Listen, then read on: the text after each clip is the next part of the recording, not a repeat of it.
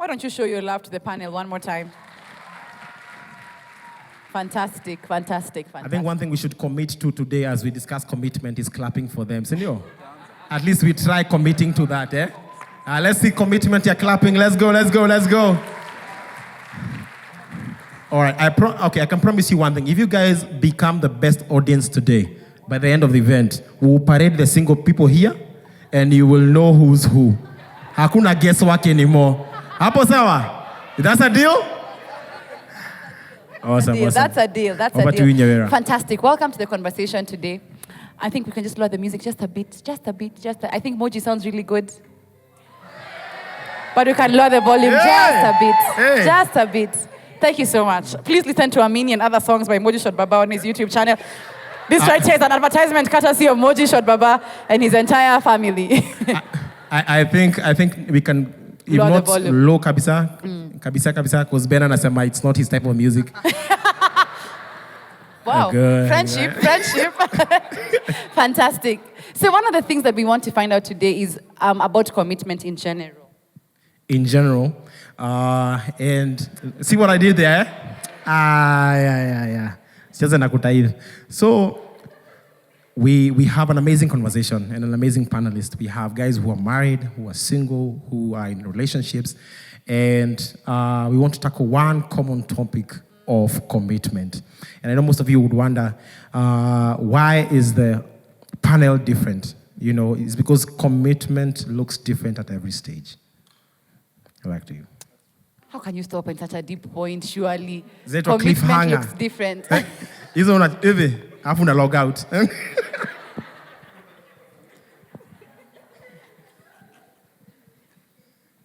I can't take this, guys. Today we're having a conversation about commitment. And one of the things we want to find out, and I really like what Alex said, and just to take over from what he said, is that we want to understand, thank you so much, is to understand why, what is commitment? Why, at your own personal levels, what does commitment look like to you? And I mean, I submit to you that Solo is the only one I see with a notebook, so I think he has already come with his downloads ready. But even before I get into that, is that a few weeks ago, how many of you guys saw a survey that we put out in different cell groups and groups asking you on feedback concerning commitment? How many of you guys saw it? Thank Fantastic. you. If you haven't seen it, please join any church group. That is discipleship, there is glow, there is plug, there is cell groups at the cell group level. Please, let's find our places there. There's a lot of conversations that happen there. And why I'm giving this information is that a few weeks ago, we had this conversation. Yeah. And we asked people to tell us, what do you guys think about commitment? And we wanted to find out from you, what do you guys understand about commitment? Is commitment when he takes you, ladies, to meet his friends and family? Is commitment for you when he prays? No, there's a no in that corner. One no going once. But some of the things we want to find out today from this able panel is just to find out from you guys, what do you guys understand as commitment? And if you are able to, is demystify what people think commitment is versus what is commitment. Is that a heavy statement? So what is commitment? A. What is commitment not? B. Pamoja?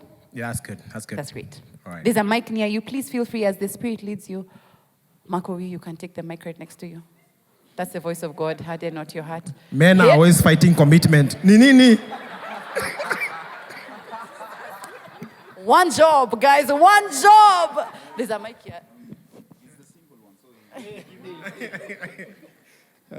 Praise God. Amen. Hey, I feel like I'm not notebook because I'm here to learn, so do not be deceived by it.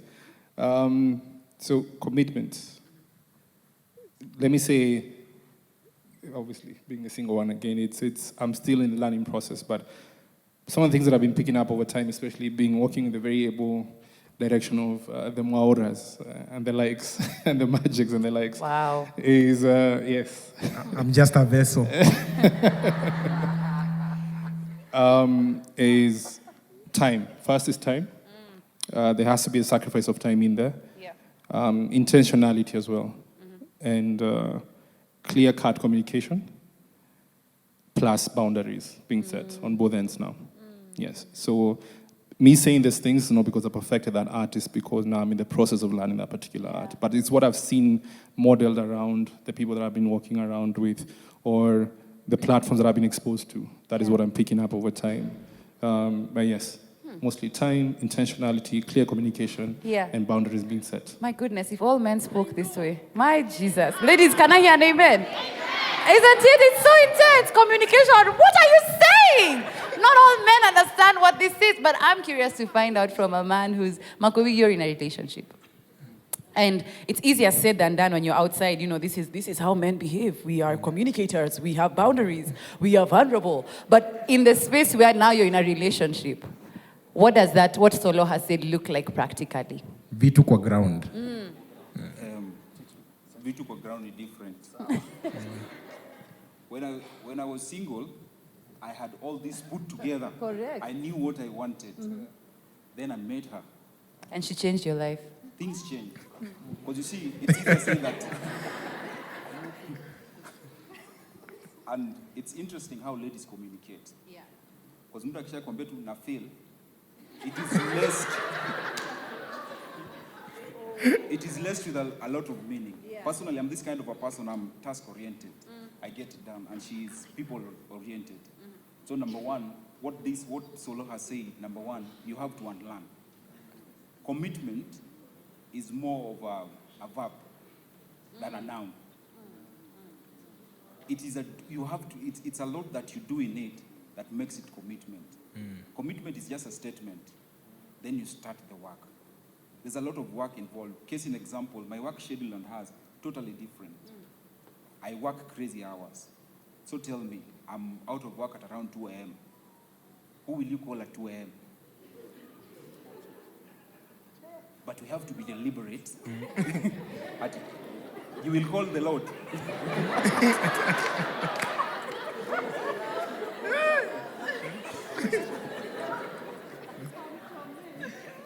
So that puts a lot of responsibilities on my side. So I have to be very deliberate. Number one, during my break time, I have to call. It is crazy, you're tired, unataka kwenda kula lunch, but you have to really sacrifice. Commitment is more of sacrifice than anything else. Commitment is symbiotic. Most of the time, ladies think that it's more on the men than the ladies. She has to play her part, I have to play my part. Because there are days I forget because of the workload. And you'll hear people say that he's not a serious guy. I'm very serious. Very, very serious. Because many months down the line, we'll get married. We won't be eating communication.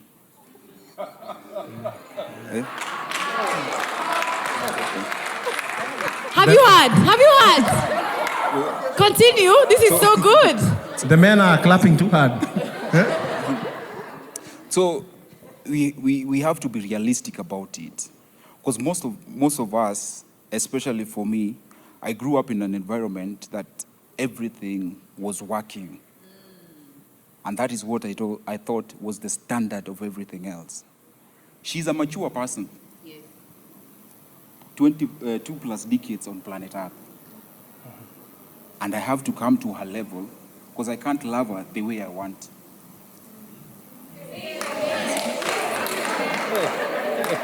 Listen, Teach us your ways. Even the married men are learning.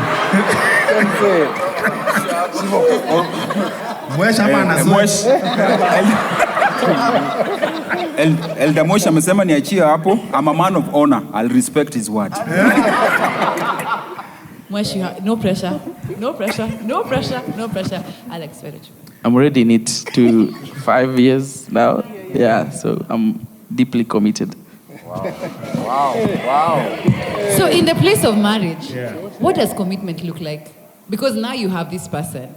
Now you have this person next to you. You have this person in your house. Your life is attached to them. What does commitment look like now when you're married? Because I think one of the things that is a misconception is that after the altar, when we say I do to each other, is that that's the beginning of another commitment. So what is that commitment? You're no longer calling at 2 a.m. Not unless unaenda kusaiko ukaenda Busia ukafungia uko na kafi. So how does it look like? Well, that's really a tough one. Because right there. Because, I mean, I think for marriage, commitment, I think, it is intentionality. That's what I think. Because already you're in it. I'm not going back. I'm not looking for any other. It is you. So I think it is for me to be intentional to make you feel like you're the one I'm committed to. Yes. So intentionality is so important. Yes.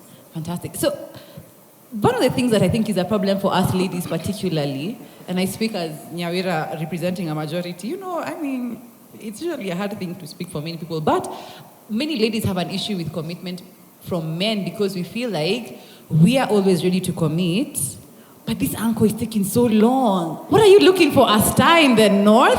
Like, this is me, I'm here, why aren't you committing to me? And so one of the things I'd like to find out from Ben, because you're the dating one alongside Makoi, is what pushed you to now commit? And why did it happen in the way that you did? I mean, many guys may know or may not know your story. Ben Psycho is happily in a relationship. Please stop ogling. Stop now. There's no one. That's how he makes money. Don't unfollow him. But Ben is in a happy relationship. But I just wanted to find out from you, Ben, is that even when you were friends with this girl, for example, and then now you said, hey, this thing, now I need to commit to it. What led you to committing? And committing here to say that you committed to dating. What did that happen? First of all, I didn't like commit mapema. Me, I think nilikuwa sio could take time. Like I really dragged. I wasted a lot of time before that. But also it's because unajua, like for a guy, for you to invest your emotions, I think guys are. The notion is normally like ladies are more fragile than guys, but I think guys are very fragile. So we take some time before we invest kwa dem. Kwa sababu ushaona jamaa mwenye amekuwa heartbroken, like huku anikaa like life yao imeisha or something like that. Unajua? Yeah, it's crazy, yeah. It's just that people put a tough exterior kwa sababu pia hii Nairobi wasichana watakufanyia character development mtu wangu you will develop all the fruits of the Holy Spirit without even going to church, bro. So I think I took my time first of all to understand if this is the person I want to spend my whole life with. Like, do I see myself past 5 years? Unajua? Because at the same time you're also like hitting on other. Not hitting on. Unajua madema kabe. Muita huyo leader. No, do. No, like unajua it's talking stage. Let me say it's talking stage. So your talking stage ikona a few people that you want to see if this will work with this or if I can gel with this person. Because at the same time I was also hitting on no, guy, nyi mnachoma. Are we live? We're not live. A media team, kata your part. I'm saying, so like before, I date some people when they go out. So it's for you to ask yourself, are you ready to commit to somebody who maybe woko hapa hivi kesha, au kona ivasha, na unajua, will you be comfortable in such a scenario, Or it's just an issue of value. So I think it's an issue of you take time first of all to see if this works or not. But I think after a few weeks, a guy anakuanga shajua kai kuna mali naelekea ama kuna place aishi. But commitment now is two also from the ladies as well. Jana tulikuwa nachapa story with some of my friends who are chicks and some of my friends, female friends, like, what are you saying? Kuku, do. This is how you record your podcast. No. Tulikuwa tunaongea about the same thing about commitment and if they look at finances from the onset, because some of them are very successful, they have well-paying jobs, and they were saying that most of the times wakidate majama wenye they're not doing so well off, a lot of those guys would feel intimidated at some point. Because unajua huwezi stop them from rising their ranks. If she's promoted tomorrow as a manager, anaanza kulipwa kitu ka 350k, we bado ile internship ulianzanga sasa ndio wamekushia 70, unaona? Like you can't cut the whole relationship because of that. But for them, they were saying that they like seeing long-term potential. So it doesn't necessarily mean at the level yenye mko ni where is this guy going to be at 5 years. So it's the same thing as a guy.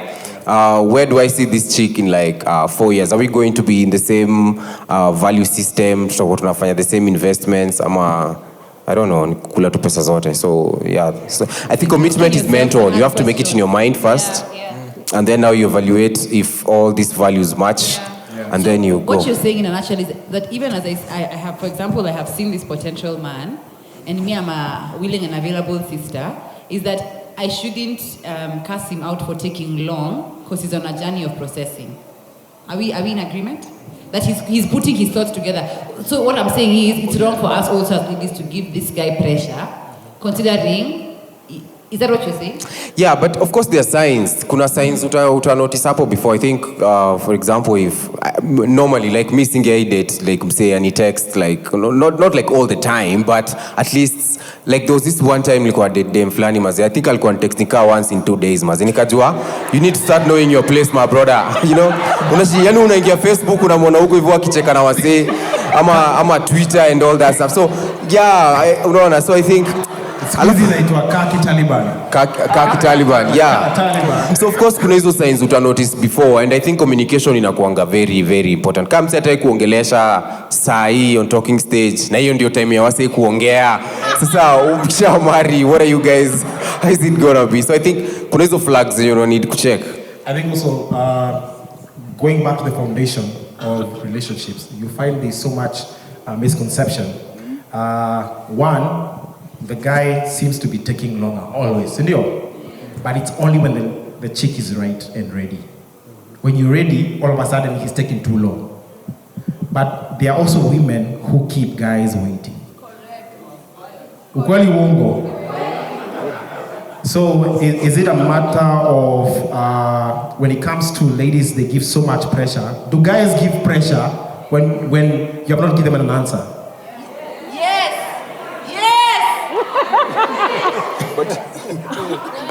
I think I jumped onto that answer before ya mwisho hata siongei tena after hii panel. I think I also think there's a place of maturity where you need to get, where as a man and as a lady you know what you want. You usiwestie pia mse time, like ukifeel too I work from the onset, you just declare it. And also if you feel like this is going somewhere, you kind of course see unaingia na kichwa unajua like you want now sasa uncles wake wanataka kumeet next week unajua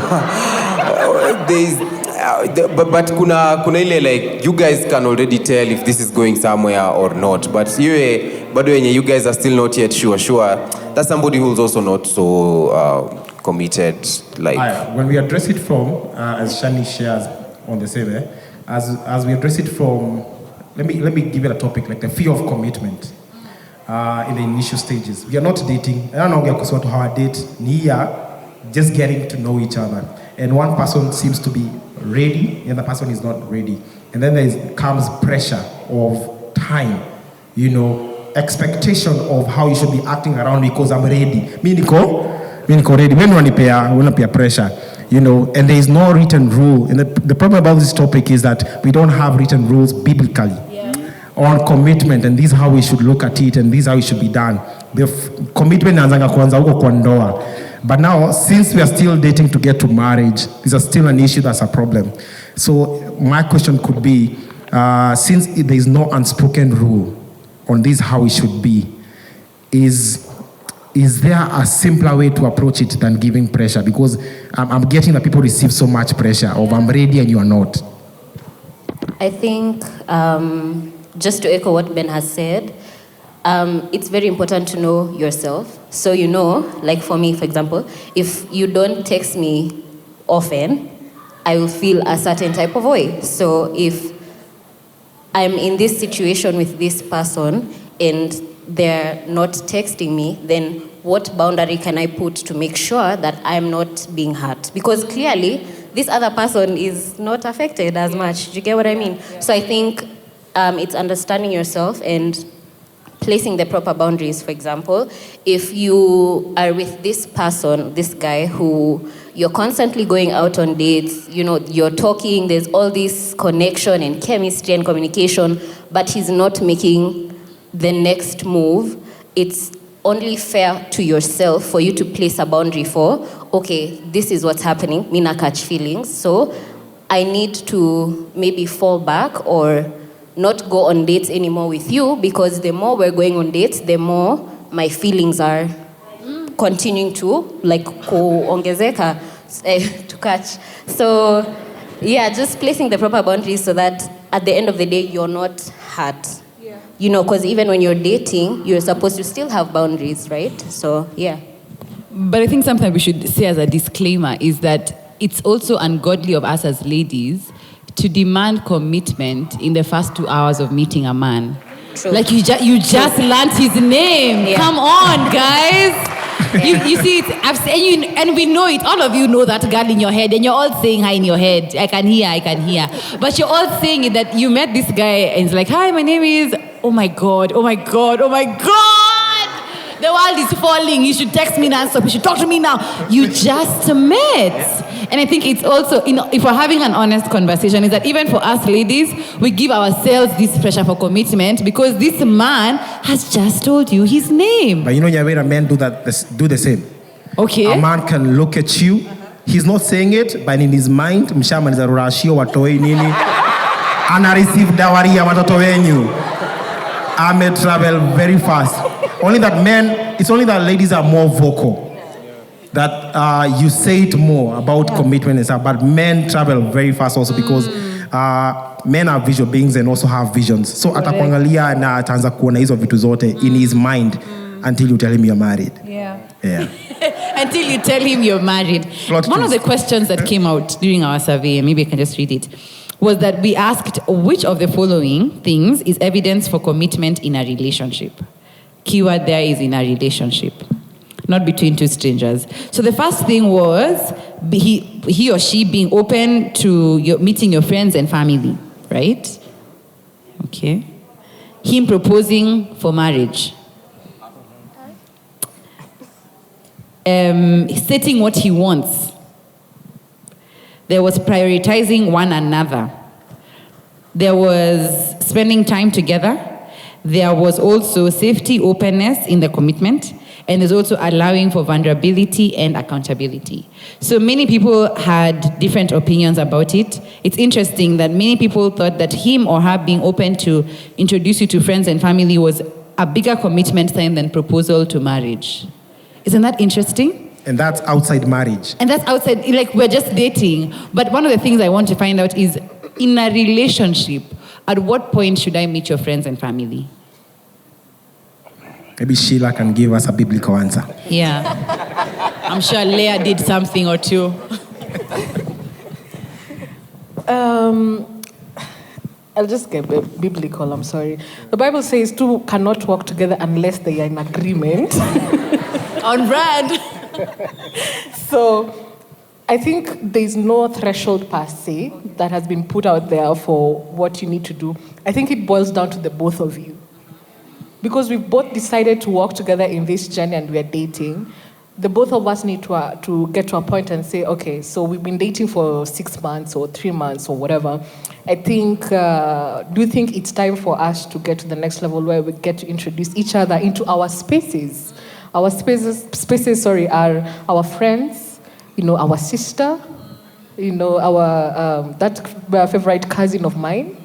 So it boils down to the both of you getting into that level of agreement. So I don't think there's really a threshold, a standard where like, okay, so after 3 months, you guys are supposed to meet. Yeah. No. I think that one is between the both of you because you are working in agreement. Yeah. That's interesting. Does anybody have a differing thought? We're all in agreement that it's what you are, Ben. Surely I can see you have something to say. Something controversial. Yeah. Not. When do you think it's right? Like now, okay. Now when do you think it's right to meet her friends and family? After you've known her well. And also as you get to know her, you're asking also questions about the family. Because I remember, I've had so many dating experiences. So Pauline must say. So, because there was one time like you date this chick, alafu tena unaanza kusikia zile story wako nazo home. As in ni drama tu mob, like huyu asikizani na huyu anasikizananga na ule. Alafu hiyo kitu ikisha stress lazima kwanza akupate, kwanza umpatie therapy. Alafu I remember when I started like no, for real, it's a serious thing because don't share Wacha kama kwa surprised. I'd really want to know your family drama before tuende too far. Unajua like maybe once in a month buda yenyu lazima wa meet kila msee na mpeane ushuhuda na muongee. Like ni poa unifanye nikue familiar na those cultures before to get so deep into the relationship. Ndio sasa unani shock, by the way, si uenda fasting ka for 2 weeks na kila msee yako. In fact kwa fasting ndio si ujua penye kila msee yako, unaona? I just feel like it's fair you tell me in advance if there's anything weird or queer, because unajua ukikatia when you're hitting on somebody, partly you also carry the burden of their family, because now they also become your family. And it can also extend to financial, such that let's say maybe familia yao mostly yote iko ocha na niwe lani ukimtumia do lazima putumie manko wake kakitu kuzu wake fulani bro yake, as unajua like 70% of your earnings yani wewe nika uko na home, so that, I feel like I should know early in advance, or you should tell me. So when you know, after knowing all that information, fundraiser after every 2 weeks, does that information help you to adjust or pull out? You see, if this lady, let's say it's a lady, if this lady is too attached to the family such that hawezi hata make a decision without the family, then that means utakuwa have to make decision wewe na yeye na wasi wengine 14. Macheki. So ni poa tu from the onset tujiweka uko ready for that whole challenge. And if you want somebody who is also independent in their thinking and their decision making. Hizi vitu una need kujua mapema from experience. All right. I have a question, and it's for everyone. How did you know, or what determined for the guys who already, in a relationship or married, what made you affirm that decision of now I can commit?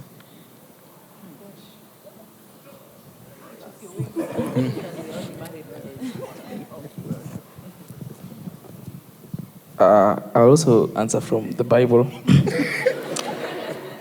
When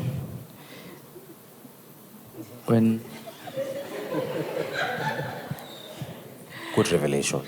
When Isaac, but I think there are two things that happens. There is one, you need to be prayerful.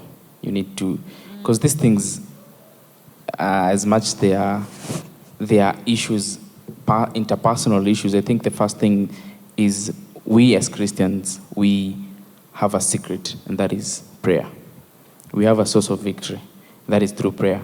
So the first instance is you go to prayer, then the Lord will answer you and will give you peace, and then you know this is the direction.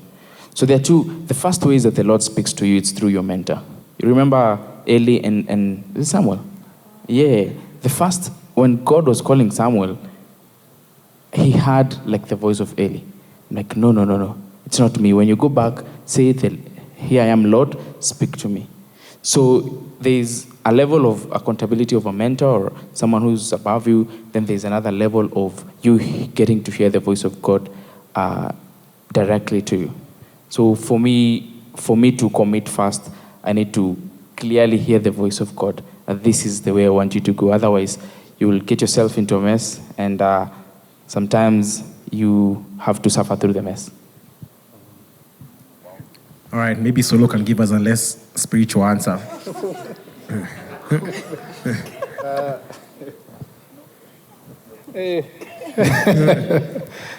Now, if anything, allow me to take you back, Kidogo. Something that you mentioned about fear. Because I think as much as we're tackling people taking long before they commit, we also need to get around or get to why are they taking so long to commit. Because we're a sum and a product of all that we've gone through. And half the time it could be that, yes, you're feeling that this, like for Jama, you're feeling this mama is the right one, Bana. And that scares you to the fact of, what if I fall short? What if I don't leave her to being the kind of priest that she deserves, the kind of husband that she deserves to have? Maybe you're feeling I'm in the space of whereby I won't be able to bring all that's required to the table. Because you see, when the woman is right, she'll call out these things in you, but even without even saying much. She'll challenge you to get out of your comfort zone, and that will cause you to dawn to the reality of, hey, bro, you have some baggage you haven't dealt with. And you need to ask yourself, am I willing to bring this on the table? Am I willing to bring this into the relationship? Because like hivyo Ben amesema, unajua unakuta, let's say in your scenario, it's a funny scenario whereby una carry the whole family, you know? Or maybe if you, allow me to pause it off, if you don't, I believe there's no proper threshold on when to really, really come through with this information, but I also believe it's also good to keep it open and tell them, this is where I'm coming from, this is where I'm at, so that you also don't blindside them. It could be like you've walked in this for so long and then you drop a bomb on them like, yo, brah, you should have said this at the onset, Bana. Yeah. So I believe there's a wisdom, once again, prayer. You need to go back to prayer and know when do I bring out this baggage on the table and how do we handle this? And also, let's address that it may be that it's not that it could be that, yes, nakufil, and that is also scaring me as well. Because now I'm wondering, what am I bringing on the table now? Will I be able to live up to? And then I'm speaking this also on personal experience, that whereby there are places whereby I find myself that I'm like, this is a good woman, yes, but where am I? So low. And also, one of the verses hitting me more and more this week was, therefore there's no condemnation for those who are in Christ.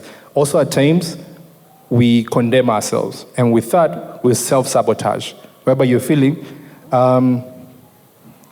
maybe I'm not good enough for this. Maybe I don't deserve to have it going right for me. There are many elements, and I'm sorry for bringing it raw as it is right now, but there are so many elements that are causing a lot of people not to commit right now. And I'm speaking this maybe on a Jama side, because I believe, I've had conversations with different guys, and these are the things that were coming up as well. For them, it's one of the things that's rarely addressed. Father wounds. A lot of the men out here didn't have stable relationships with their fathers. Some of them, it could be their fathers or their uncles or the guardians, the people that grew up. So they didn't grow up having a positive role model in what it means to be a good man, leave alone a kingdom man, but a good man. So they're still grappling, trying to figure out, how do I go about this? How do I make sure I don't mess this up? So I'm still learning, trying to learn this, at the same time keep up with this relationship. And now maybe for the lady, you can say she has it all made up. She's ready, yako sawa. Her mind is on check, her career is on check, her spiritual life is on check. And yes, you're feeling this is the right one, yes, but how do I go about this? And I love what you said earlier on. It's a lot of unlearning. A lot of unlearning has to be done. You need to understand, first of all, you are enough. Because one of the things the enemy does is tries to make you feel like you're not enough for this relationship. You're not enough of a priest to be a priest in this relationship. You're not enough to be a husband. But God himself, he tells you you're enough. The fact that you still have breath in your lungs, that shows you still has a plan for you.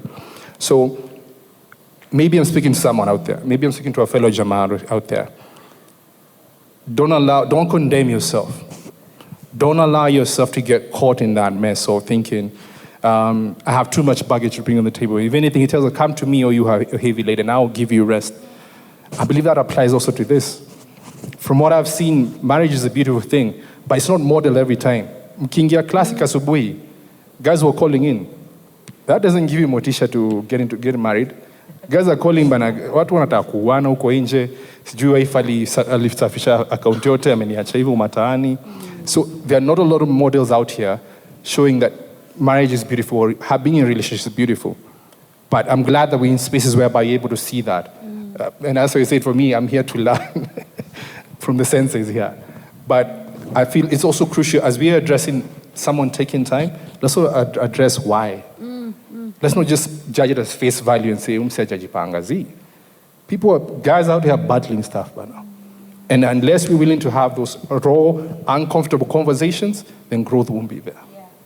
I like that. And maybe just to add on to, wasn't that powerful? It was powerful. Why don't you appreciate that? Guys are but deep, one of the things I think that was very important for me transitioning from being a friend to being a girlfriend to being a wife is that the first thing is he had to define it. And let me just put this out black and white. Sisters, if you're spending so much time with the uncle, and he has not told you what you're spending time for, you're going to be hurt. That story ends badly. So the first thing is that define it. And sometimes it's interesting for us ladies because we think that the definition is you're going to be my girlfriend. You know, even him calling you your friend is a definition.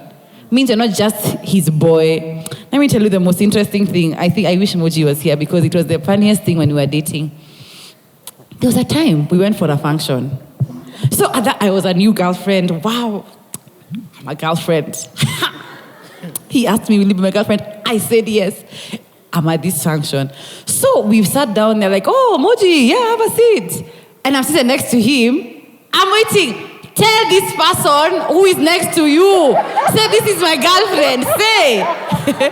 Moji continues like nothing has happened. I mean, as we drove back home, it was a very long conversation because the poor boy thought heaven should open and swallow him now because I really told him, how can I be next to you? And me, you don't tell me anything. But for us ladies, what we don't tell men is that we like those labels.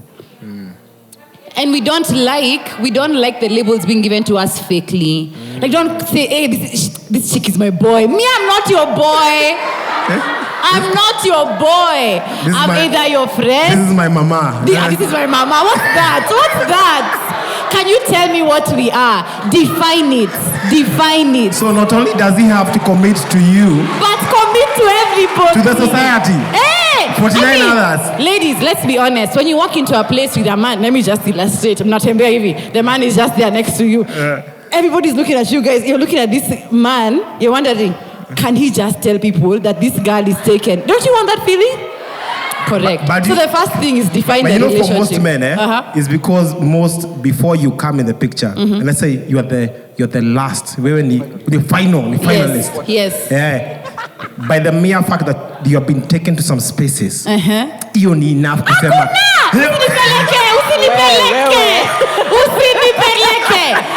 take, let me tell you something. There must be a difference between this girl next to you and your pair of socks. You're meeting my soul. Your socks go anywhere with you. This girl has to be taken and you must say, this girl is. And let me tell you what that does for a girl. She now begins to become vulnerable because she knows this is not just another random guy. This is my person. So the first thing for me was, if you can't define what we are, and defining is not being your girlfriend. But what if I've told you? Me, I don't want to know. Let me tell you something. Let me ask. In fact, this is a fantastic thing. You know, the other time, I was wondering a while ago, why don't we get married in closets? There must be a public demonstration. Because, and let me tell you this, the confidence I have is that this is my person. But the confidence you have is that I need to have confidence that you're confident with telling people that this is your person. Moesh, when you have a good watch, for example, you wear it like this everywhere. You're like this every time. Me, I just want to tell people that this is your girlfriend. That's all I want. And I don't understand why that's such a hard thing. And let me tell you something. There's a confidence girls and men have is that when you show up in a place, somebody, you see, how do I illustrate this? When you go for a function, right? Yeah. So you're at this event and you want to say, okay, so we have this guest speaker. The beauty about the event is that the guest speaker is named. It's not left in limbo. Introduce this person with it. If you respect me so much, it should also be of value to you that when we show up in a place, it's of value for you to say that this is your person. So it's not a secret. Define. All the gentlemen say define. Okay, Yash. We don't define? Ben has something to say on that topic. Well, I agree with you. Yeah. But I feel like that sometimes it can take time. Maybe bado unaendelea kubuild. Wait, so slowly. We are going slowly. We need to go slowly. He's going somewhere. Because me nikianza kudate, even me I had like those problems. I don't know, like nika unataka kujipeleka kwanza for 1 year ndo ukwe sure like kusha cement place. Wait. Are you dating at this point? Yeah. Okay. Ni venye unaisema like unajua ukifika kwa place lazima uambie wase uni demu yangu yeye ukiingia kwa 3 asante but pia no unajua unaipeleka mdogo because situlie hata akisema toa ya wawili hiyo ni introduction unacheki because mademu wanza na you need to keep mentioning, introducing, and then the next thing is now we need to start holding hands as we go everywhere. And it's not a bad thing to hold hands, but like me venye nimelelewa hatujazoea kushikana tu mkono hivyo. No. Wait. Simpulie, mbona watu wako chaotic huku? So for me it was Wacha Ben aongee. Like I remember we used to fight about that all the time, and she would say, oh, you don't love me because you never hold my hand tukiwa kwa matatu. But niko like mazembo tunaonesha wasee mambo watu. Mimi na feel awkward like kuonesha wasee tunashikana, unaona ama hiyo kushinda ukimention. So washaona mko wawili wanajua mna date, unajua. That's how I used to look at it. Yes. I applaud twist. That's spanner in the works. Eh? I have had women complain about guys who do it too early. Especially guys who do it too early. All of a sudden, hey, this is my girl, hey. Ukweli. I think the clarity we need to give is that what I'm saying about this definition is at the place now we are dating. Like you have asked me maybe in private, like, are you going to be my girlfriend? Yes. At that point, if you had the confidence of sitting me down for more than an hour to ask me, surely will you be your girlfriend? But it's you. And I said yes, but then why are you so... You know what it looks like for a girl when you can't tell people that this is your girlfriend? That you're uncomfortable with her. Or that you're looking for something. No, it's true. I'm painting the right picture. This is how girls feel. Let me tell you something. Yes. When you can't show your girlfriend, it means you're the word. Yes. So this person, in this relationship, it is more of a secret than it is private. Yes. You understand? No, it is a secret. It's supposed to be private, not a secret. I think the wisdom is Ben. Wait. Maybe I love you so much. I don't want to jinx it. No. What's emotional for me? The moment you saw me and you liked me and you wanted to be in a relationship with me, that was jinx enough. But what if I'm a quiet person? I'm not public.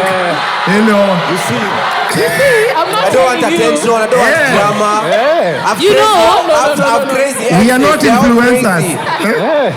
No, I think the wisdom here is to say, I'm not saying, I think there should have been a bit of clarity. One, it's that she has said yes to being your girlfriend. You two are girlfriend, boyfriend, you're dating.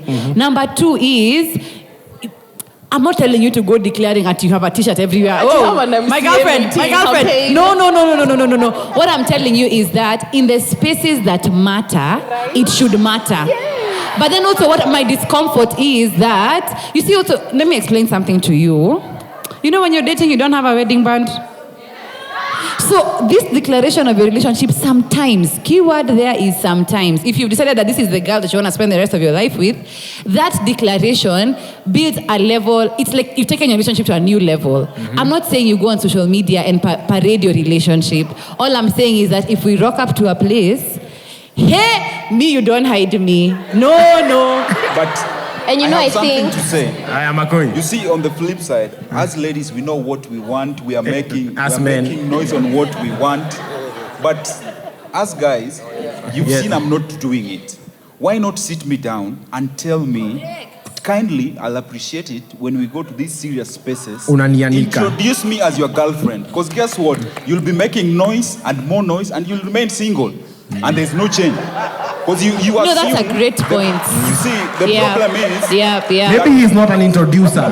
That is not something he does. Yes. Because most of us ladies, you think that we've grown up in functional homes, that we saw what our parents did, we saw what our boys did, and that's it. As men, we relate totally differently. Mimi nitakutana Ben, nimwambia niaje, anajua ni best yangu. Si lazima nimwambie wewe sijui nini. We don't have to be emotional. I like that. If I invite him in serious functions that concern me, he's my friend. I don't have to tell him. So that is the think line that every single man, I guess, not all, that we have. So instead of making noise, sit me down, tell me. So that next time we go for a wedding, we know. You want to be another boy. I think that's wisdom, but I think the agreement there that we have is that if us ladies want definition, even us ladies should explain to you what that definition looks like. Are we in agreement? We're in agreement, yes. All right. Hey, there would have been war.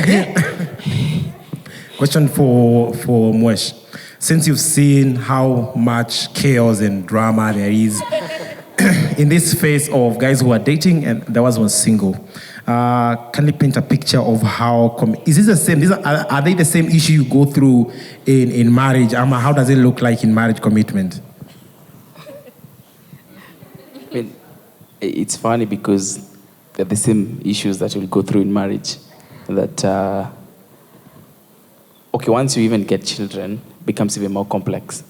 Because it changes from be committed to you to the attention of giving you shows my level of commitment to you. You get? You get? Because I want you to know that you're still the one. Even with the children and all, you're still the one. But, so these are the same fights that you have. Okay, the children come, the husband is not giving much attention, or the wife, or the husband comes home and anacheza na watoi and sasa kucheza na wife yake, you know.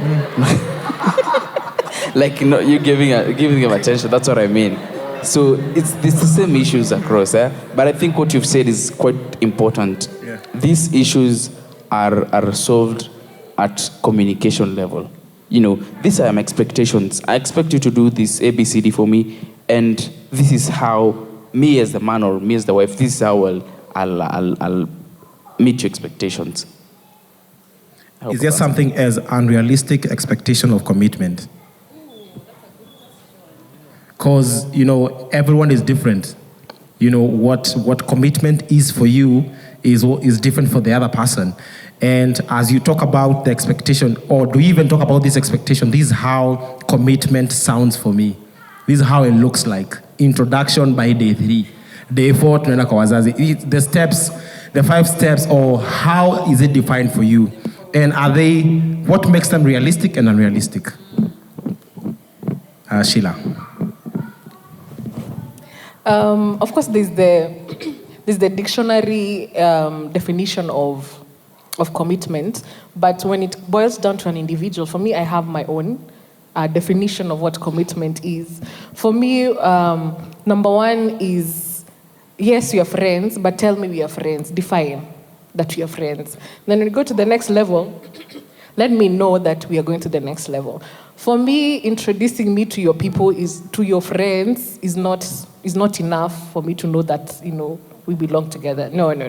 But when you, for instance, he takes me out on a night date, and just the two of us, I'll be like, this guy, this was thought through. At night, we are Christians. Dates zinaisha 5 na kama curfew. Christians. Listen. You see, dates is same mwende Kepinski. Date can be, for instance, me where I live, there's a restaurant where we are, and there's like a small place to hang out. Let's just sit there and talk. That to me, I feel like this person has put effort to be where I am, and I'm a time person. Like one of my love languages is quality time. So that, for me, he's committed, whether as a friend or otherwise. This is somebody who actually thinks about me. You understand? But him taking me to, I don't know, like, for me, commitment is very different. And I like it that way. So he cannot love me the way he's probably loved his exes, or the way he thinks. He can't do that. So it is him to ask me how he wants to love me, how I feel loved. Yeah. So understanding what love is like for you. Yes, and actually, I would have a problem if he assumed. That is how I'm supposed to be loved, maybe because of what he's heard or seen. I was glad when he sat me down and told me, how can I love you? How am I supposed to love you? One of my proteges, Makoe, done well by you. Maybe a question I have for Makoe is because this statement of commitment, most of the time men hear it. Inakwanga ni ukiambiwa, commit. From a man's perspective, do women struggle to commit? Yes. I am not women.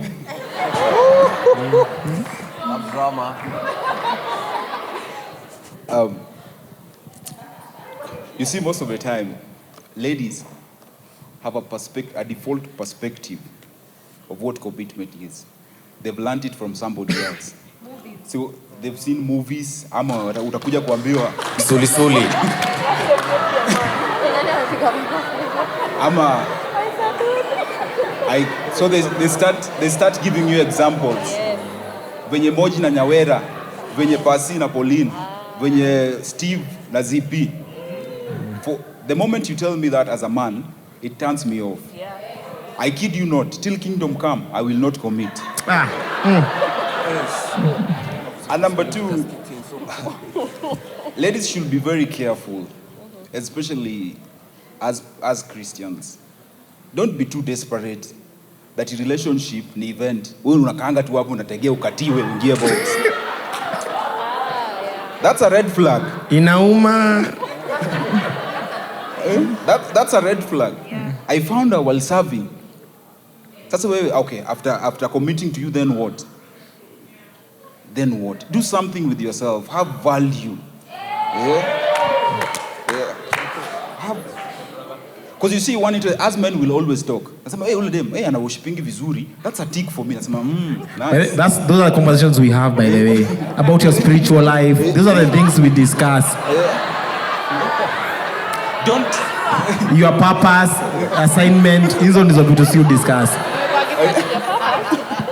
You see,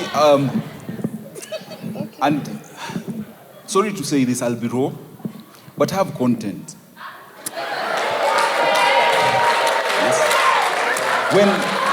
Yes, the true mark of commitment is adaptation. This is what I mean. The true mark of commitment is adaptation. Yeah. You're not supposed to conform, you're supposed to adapt. This means you as an individual, you know yourself. You have your principles, you have your values, and they have been tested and tried. You see, so that when I'm coming to you, you know what you want. So that relationship, see, event at sasa umekitegea tu. Wewe chalia kikuja, this is me. No, hakuna chalia atakukatia, forget. Because we need because me, when I'm dating her, I'm looking forward to my children. I'm looking forward what my financials, my social life and whatnot. Have content. There's sometimes we talk about politics. I'm passionate about politics. And she'll chip in. And it's amazing. We imagine nikikwambia, do you know Moses Wetangula? Aujui. Yeah? The only thing, when you're sitting on the table, the only thing you can tell me, BBI is bad. BBI is bad. What is wrong about BBI? And you've not read about it. What is wrong about BBI? Sit down. Nikwambia by the way, unajua Manchester United, ati yao ndio kina nani? No. So that have your own principles. Because for me, I say, matters principle, remain firm. Hizi vitu zingine, be flexible. Preferences, be flexible. I'm this kind of a person, I love behind the scenes. Yes. Siwezi mpush pia yeye apande behind the scenes. Wacha yeye aimbe kwaya ni sawa. She enjoys that light. And that is who she is. So appreciate. Me, I hate conspicuous colors. Ukipata sijui yellow, magenta, what not. Si mimi. Nimeambiwa mimi nivae. I kid you not. Hiyo tu either nimenunuliwa ama nimesugestiwa hints. Hiyo yellow inakapona wewe. Waje.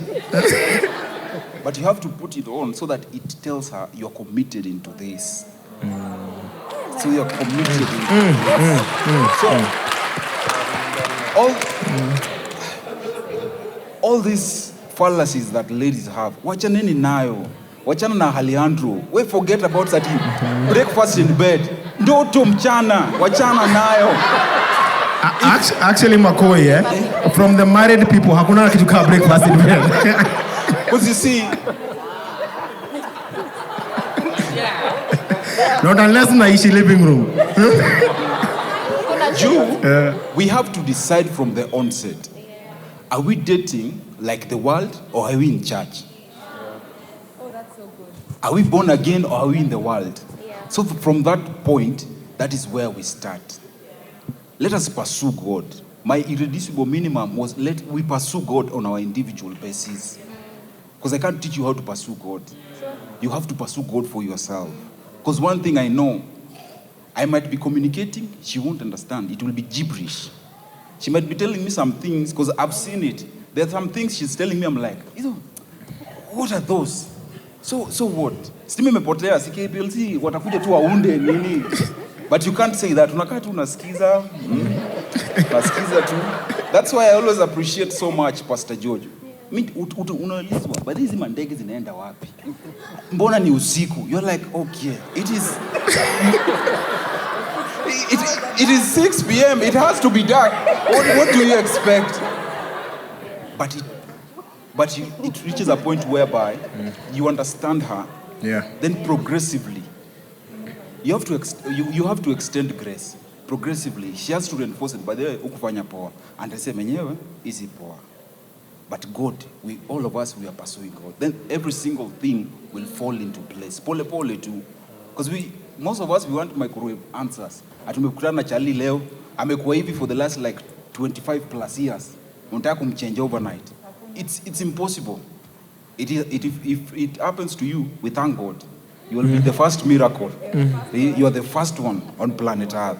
But let us extend grace, because most of the time we put so much pressure on either the man or the lady, but as ourselves, we are lacking. Yes. It is there's something that is lacking in us, so that we want this man to commit sahi, so that he can fill that void. Impossible. We'll always test it, we'll always see it, and we'll run. Most people are not authentic by the way, that will stand and be by the way, you have an issue here and there. Especially in church, we have so much PR. PR ni mob. Then number 2, we think that because you are born again, every single thing will fall into place. Uongo, you have to put in the work. A lot of it. You have to put in a lot of work. That's all. Ladies and gentlemen, McCoy. He's taken. He's seated next to Sheila. So Mombi Shiabo. But I love what you shared. Yeah, Shani I has think something to share. I want to add, just because you're dating someone doesn't mean you're going to get married to them. You know, like... Break our hearts, And don't get me wrong, the desire to get married is a good one, but I feel sometimes we can confuse the desire to get married versus the desire to get married to you. See, the desire is still the same, no matter the person. Right? So even if, let's say, for example, we don't work out, my desire for marriage is still the same. But it's not determined by you. So that means that you can't just, and especially with Christians, unfortunately, we have this narrative of, I'm waiting for my Boaz, I'm waiting for the one. So once you get someone, you've settled. You know, you're like, once I'm in a relationship, this is the person I'm going to marry without even now inspecting the fruit. Because most of the time, when you're in love and you're happy and you're infatuated, you know, you put your best foot forward. But the more you continue to know someone, you realize, oh, okay, there are some flaws that, you know, I don't know if I want to continue with them here or keep up with them 5 years to come. And that's the purpose of dating, where you get to assess the fruit before you now make the major commitment of marriage. So the desire is the same. Marriage is still the desire I have. However, it's not tied to this one person. So there still has to be work to put. Can the person adapt? Can the person be flexible to change and become a better person even as you see each other? Because you won't see the flaws you have, but the person that you're with and the person that you've trusted can see, point them out, and help you become a better person. So are you able to adapt? Are you able to become a better human being for the person that you're with, and even more so for yourself? Yeah. So should I be, just like a leading question from what you said, so should I date or should I establish friendships? You should date because, you see, for just like the way Alex and Ben were saying, kuna ni kama ligi, kuna final, semi-final. So you keep assessing as you go, but truly, you can't really, that's what I'm saying, you can't really know someone fully until you spend some exclusive time with them and see, okay, away from church and ministry and you without your makeup, are we friends? Can we hang out? You know. Take a picture. Badala ya kukaa vizuri tu Instagram, tunaweza kaa tu poa kwa hao tukiongea. Like if we have conversations with your friends, can I be inspired to be a better House person? Of God. House of God. House of God. Yeah. Coffee house. Java house. Yeah, but the more time you're able to spend with this person, you recognize, oh, okay, maybe I thought you were just self-confident, but actually you're a narcissist, you know. So you realize, okay, that's not something I'm willing to deal with. Have I tried to address it? I have. Have you changed? No. Then unfortunately we can't continue. So the desire stays the same, but the person has to leave, yeah.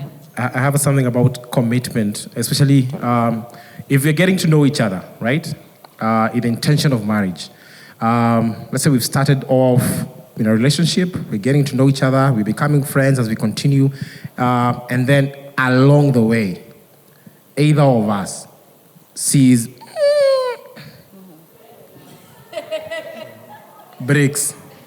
The more I get to know you, the more I realize you're not the one, you know? And that's where, you know, because we have this mentality that it has to end in marriage. It has to. And that is what is hurting the church. Because you think that it has to. So you compromise on the breaks ungeeka. Ulikuwa uweke lakini ukuweka. And then unaingia kwa shida in marriage. And then every Sunday, Pastor George anakugonjeanga hapa kwa kiti. Because you have to talk to Pastor George after every service. I'm just saying this so that we love commitment. It's a good thing, but don't compromise. Don't compromise just because lazima ifike finals. Lazima, we have too many followers as a couple. We have brand, you know, family, friends. I mean, don't compromise your future because of that word commitment. Plus and also, you always know. Sorry, just to sorry, Ben, I'm right next to you. But I think also something else you need to say is that I think even before you get into dating, because let's just be honest, I think I was sent by this battalion of ladies here, is that by the time I'm in a dating relationship, my end goal is marriage. That's how we process it. It's that don't come waste my time. Yeah? But I think something else that we need to say is that we may have said this the wrong way, is that there's also room for committing to friendship. Like you can get to know this person without them being your babe. And emotionally. And I think the beauty about that type of friendship is that that's when you can say, hey, you, this is not going anywhere, you. And that's a good place instead of waiting until now we are wearing you in machi. And then suddenly you tell me, I don't want you crazy. You know, so if that's the way that you want to go, I think my 2 cents in this conversation is, let's work on friendships also, and committing to friendships doesn't mean you're committing to a relationship or a partner. It's that you're committing to knowing a person and not knowing a person so that they can become your husband or become your wife. You can just be my friend. And that's something that's actually really cool. But in the case that this is going to the next level, this guy or this chick needs to also know that this next level demands different things. But committing to friendship is also important. Ben, I mean, it's a good thing to commit to friendship. Sometimes they can lead to relationships. Sometimes they cannot. Plus also, I think there's a level that you get to know somebody once you start dating them. Like, you know, I remember like before we did it with Wanjiru, like we'd really make a lot of jokes. Like, tulikuwa tunachongoana, like, unajua namuuliza mazee hizi size ni njumu gani umevaa leo. And that's when we were friends. And then I remember trying to crack the same jokes after we were now in a relationship. And it was very offensive, you know. And I had to slow down. I was like, okay, maybe I'm reaching. But what I wanted to say also about the commitment thing, it's fueled by the way society also puts an age limit to it. So such that you find like, this is a bit sensitive, but it's like the reality. You find like, when ladies are now approaching 27, like every person in your family, that's the first thing akulizanga ni partner, unaoa lini, watoto. Akiona ukicheza na katoto, ako like kako kanakuja lini. Like akiona ukipita nje ya shule, unaona yao wanalipisha school fees poa. Like there's that pressure. So what it also makes, not just ladies, even guys, you get like guys now who are at the age of, let's say, 30 and above. Like sasa unaanza ku feel like the need like to convert all the relationships that you have into marriage because if they fail, then you feel like it's a bad result on you. And I feel like that's one of the challenges that we need to address. Don't compromise on your values just to settle on somebody who, you know, like una feel kuna vitu wears kubambi na you can't live with these things. Because once you get married, those guys wenye walikuwa na kugas ndio sasa wataanza tu kukuambia vumilia tu, vumilia and all that stuff.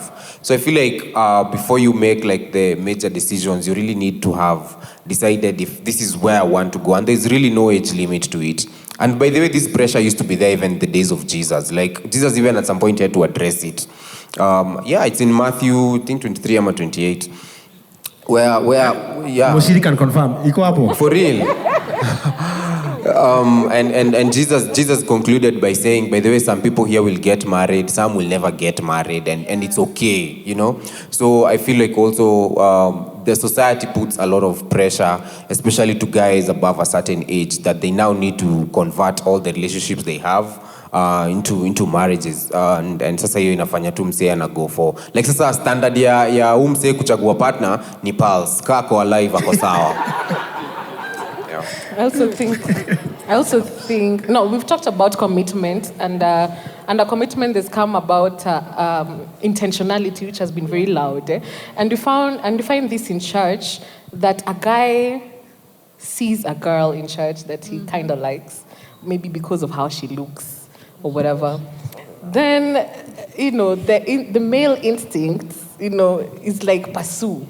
You know, pursue it. And of course you'll pursue because, well, that's he knew. And then you realize that this is not someone, you know, you're probably not as attracted as you were before because of 1-2 reasons.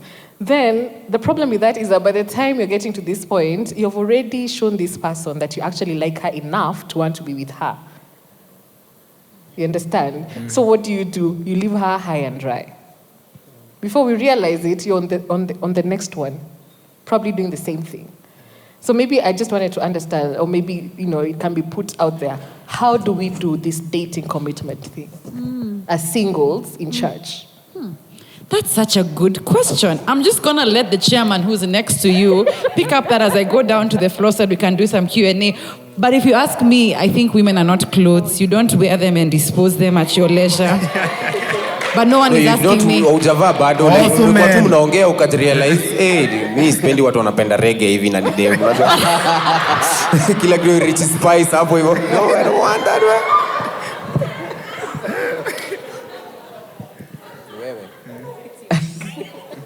I'm trying to remember the question. The question is like, so this guy has seen Sheila.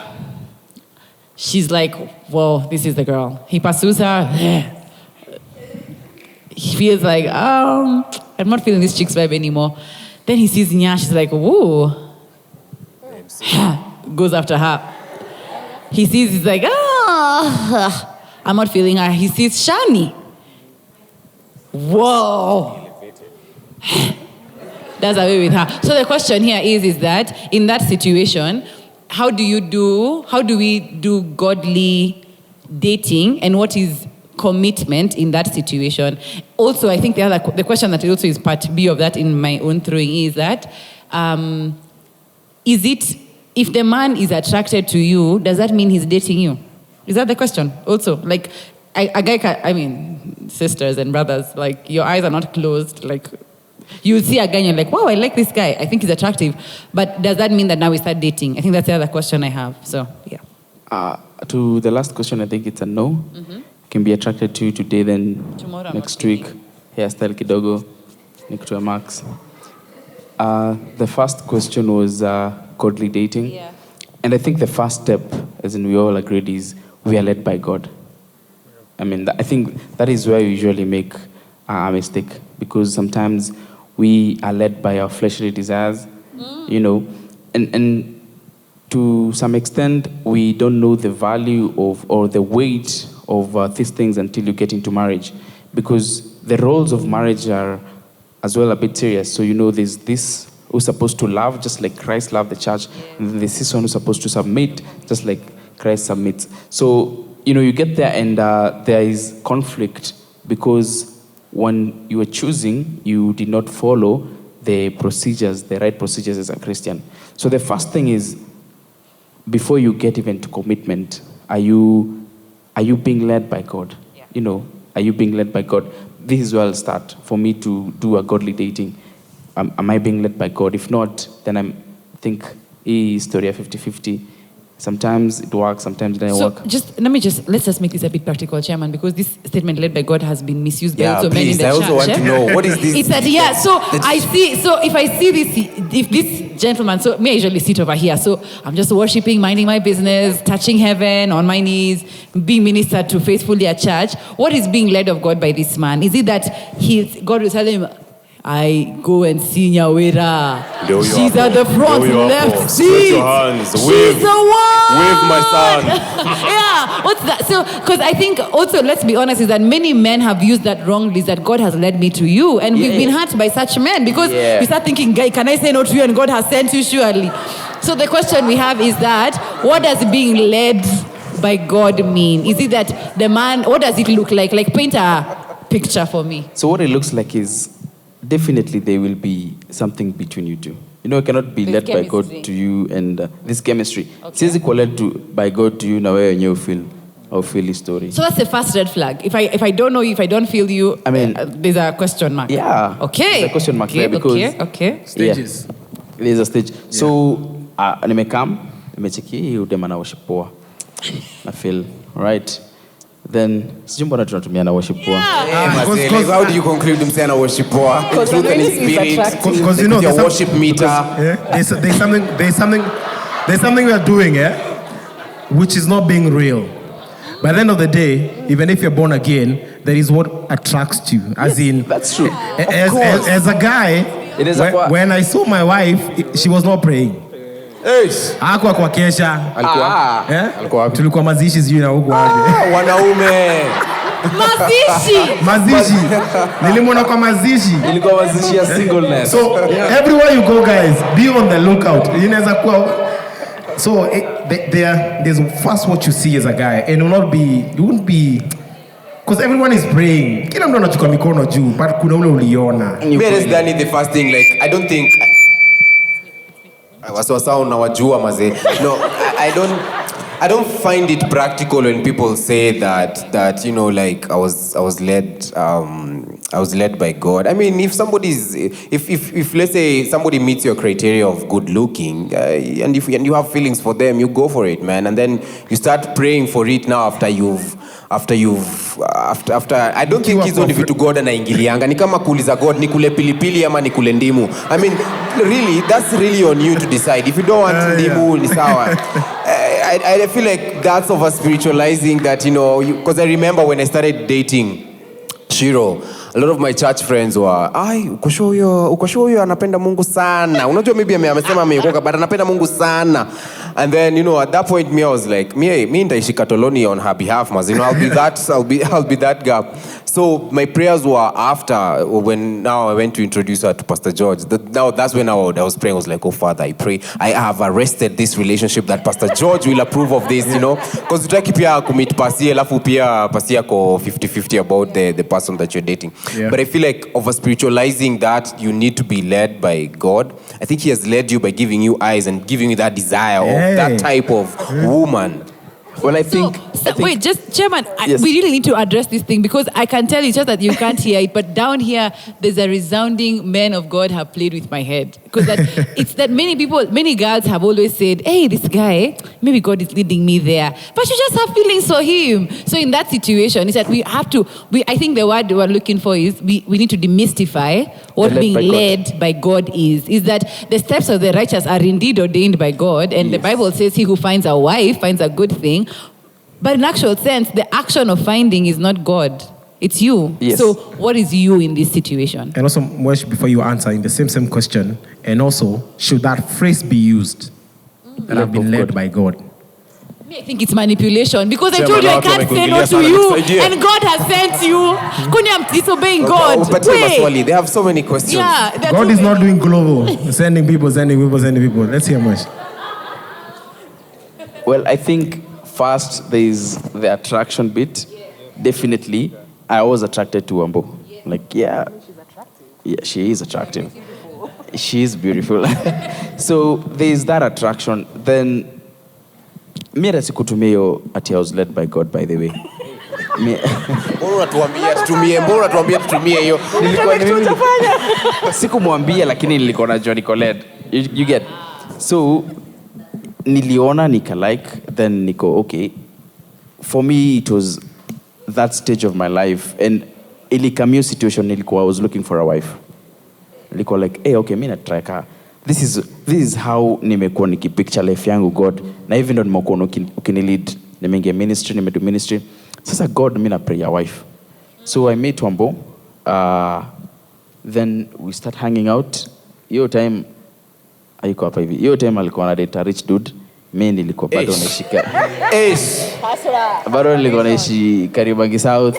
So you know, and I was her friend. There's a time I was joking to her, mimi ndakuja kukumari, and I know yani hakuna chance na stand. You know, hii hapa ni God tu ananitetea. So I got that peace, and through being friends with her, through, you know, talking and knowing each other, then I got that peace, and I knew, okay, this is the one, because our destinies. That's a good point that you said that you had peace after you had the attraction was what you saw you, but then the peace is what settled within you. Yes. So God affirmed you through peace. Yes. But you didn't manipulate Wambo by saying God led you to her. No. Yeah, I didn't say that. Okay, so it's manipulation. We're in agreement. The questions, I'm seeing the mics are actually in the audience already, and they're ready to receive your questions. We have space for how many questions, Alex? We have like 5. 5 questions. So if you want to put your hand up real quick, it'll be fantastic. All right, we can start with Ndanu over here. Give Ndanu the mic. Give it up for Ndanu. Give it up. Praise God. Amen. God again. Mine is not a question, but I just want to talk about this issue about being led by God. First of all, we are Christians, and God speaks to us. We can't say that God doesn't speak, and God leads his people. And so I definitely think I want to support Elder Mwema. God can lead you, but ultimately it's we are also creatures of free will and free choice. So you can choose to say yes or no. God is not going to force you to marry somebody. And so, yes, God leads people, and if you are open for him to lead you, and even it's in the Bible, I like being scriptural. He talked about Rebecca and Isaac. He prayed, Eliezer prayed, God, show me the woman who's going to pour water and give the water to the camels, and I will know this is the one you have chosen for your servant Isaac. And she did exactly that. So you can't tell me God doesn't lead. Though you can't manipulate a person. We are creatures of free choice. So mtu akisema ajisikii na wewe hata kama ni Mungu amemwambia, ni sawa tu. God has your life is in God's hands. Thank you. I like that. Don't manipulate. Jonah is behind you. Jonah.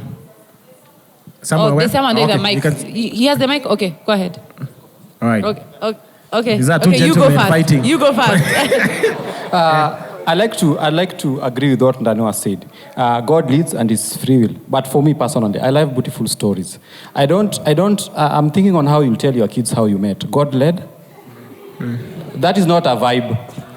Shouldn't be a vibe, even when you are saying yes. So you are saying yes to what? That God led him. So what would be your role? To say yes. Hey.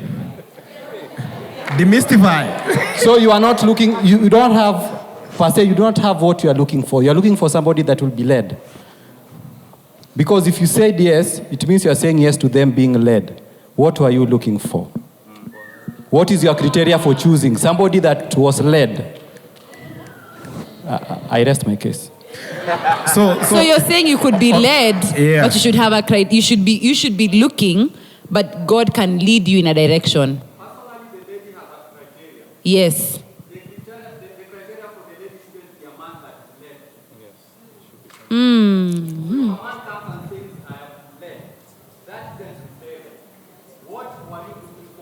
Okay. Short your preference. What do you like? Okay, so what do I like? And those God anakuanga shaika ndani yako. And that's why we like different people. There are people who like short, tall. There are people who like masculine. There are people who like light. There are people who like that. That's God. It's God who's put those desires inside of you for you to like or such even kind Netflix. of people. Yeah, go on Netflix. Wesa unaipush Netflix. Waru tureko Netflix limuru. I like that. I like The that. reason why I'm saying so, Yeah, right? yeah. We are a product of what we feed our mind. Yeah. So you cannot say some of the desires nataka Nicki Minaj ameokoka. So where did it come from? Yeah. You must have known Nicki Minaj in the first place. So you can't say that all the desires you have inside and your type comes from the Lord. Lazima kwanza you have to go through some self-realization and self-check of why do I desire what I desire? Why am I attracted to the same type of people time and time again? So you need first to jite mkutano, check yourself. Why am I attracted to a particular type of people? All right. Can I add something? Yes. So I think with the being led by God, sometimes it can have an element of fear where you're waiting for God to show you the person, right? So you get the person and it doesn't work out. Then you'll blame God for it not working out. Does that make sense? Yeah. Like there's an element of fear for you're not sure of what you like, if what you like is right. So you're looking for something to blame if it doesn't work out. And that's why God gives us free will so that, bro, it's on you. Like, ni wewe umefanya work out, it's just on you. I'll bless it, but I'm not. But there's more to it. Yeah, there's a free, and that's why even God lets us choose whether to be saved or not. Because if it was love that was forced, it's not love. It's not. It has to be free will for it to have worth. Wow. Otherwise, it's just, like you said, manipulation. I like that. It has to be free will so that it can be felt. Yes. Check one. Long press. Praise God. There we go. First of all, I would like to appreciate the panel for bringing up this, I don't know how to say it. Sorry, I'm a little bit shy person, but I pray that God gives me the grace to talk about this. The other gentleman with the notebook said something that's... Hey! He's talking about Mali music. Sorry. Yeah. So I don't know his name, but he said something that really touched me. And I feel like, I'm sorry, I'm going to take a little bit of your time, but I feel like after everything, it will sum up to maybe comfort somebody or adapt what you've said. It's not someone, just something small. And that gentleman is one of the minutes. Thank you. I'll appreciate. You said that one of the things that most of the ladies are questioning that why are the guys not showing commitment, or why are the guys also are questioning why are the gentlemen also not showing commitment. It's because personally I'm writing a book called Gender. It's copying up all these things. Women, you expect us to be men when we were not told how to be men. Am I clear about that? Yeah. Women have this fantasia of how a man should behave to show that his commitment when that very man was not told how he should behave in a commitment of a relationship. So you want me to be a guy who will be sending flowers every day because that's how you picture commitment. You want me to be a guy who will be talking to you every day because that's how you picture commitment. I'd like to correct the gentleman with the green coat. He said that if we look... this one. Yes. Correct him. Yeah. I've tried, nimeshindwa. Yeah. Shy man. Correct. So, both of us... Correct him. Juu leadership imeshindwa. You said that biblically, we don't find anywhere where it was written that there's no any script that talks about commitment in the Bible. I want to bring two people. There is Moses and there is Jacob. When you look at their stories biblically, and they illustrate what commitment means. When Moses came to the house of the father of Zipporah, the Bible clearly shows that Moses worked for his wife. And in all his working for his wife, that was the period of commitment. We don't see flowers, we don't see text, we don't see anything. The Bible clearly shows that he Continue correcting. I have been telling him to listen to Bible study as key. Correct The Bible him. shows that this gentleman, in him proving that he loved his wife, he was working for his wife. Are we together? Yes. When we go into the book of Genesis, when the Bible clearly explains about the commitment of Jacob, the Bible says that Jacob worked for his wife, his 2 wives. That was showing that he was committed for them. Even when Laban came after Jacob, Jacob said that I have worked for my 2 wives. That was the level of commitment. Yes. Something that you want, you mark a price of it by working after it.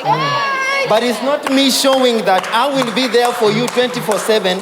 I am working after it. So guys, ladies, let me just illustrate this. If you see that I'm delaying in giving you my commitment, it's because I am doing what I call a reality check. What do I mean? If I give you are you the rightful person I'm going to give my time? If I'm not talking to you constantly because I'm trying to secure our finances, can I take care of you?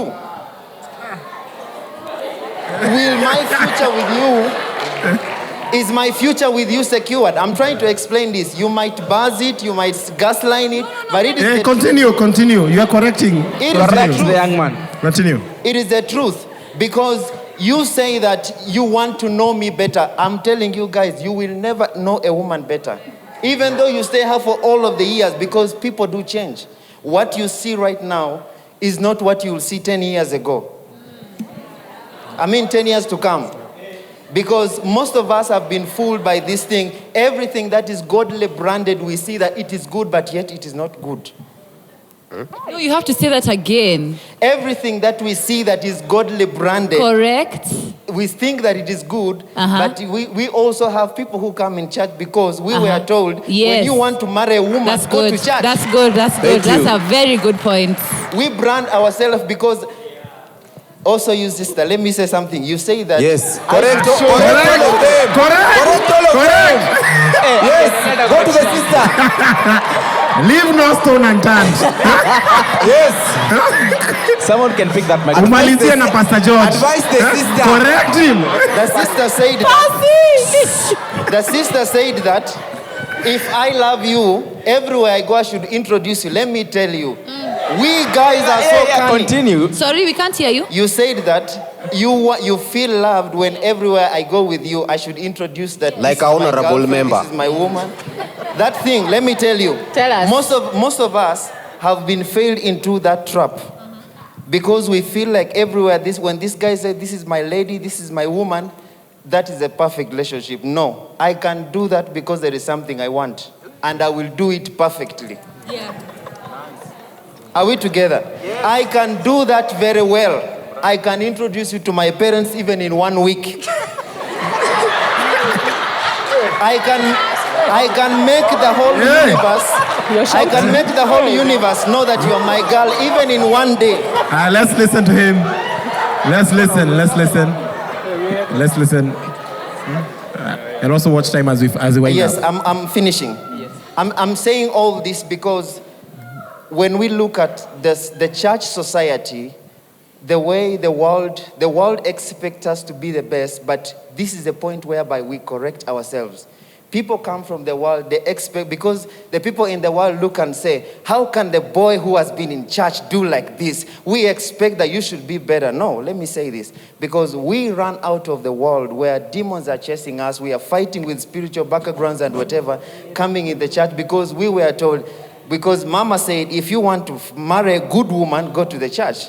And also the girl was told the same, if you want to get a good wife, a good husband, go to the church. Because we have been found in this kind of cocoon. All of us, we are in the shopping mall.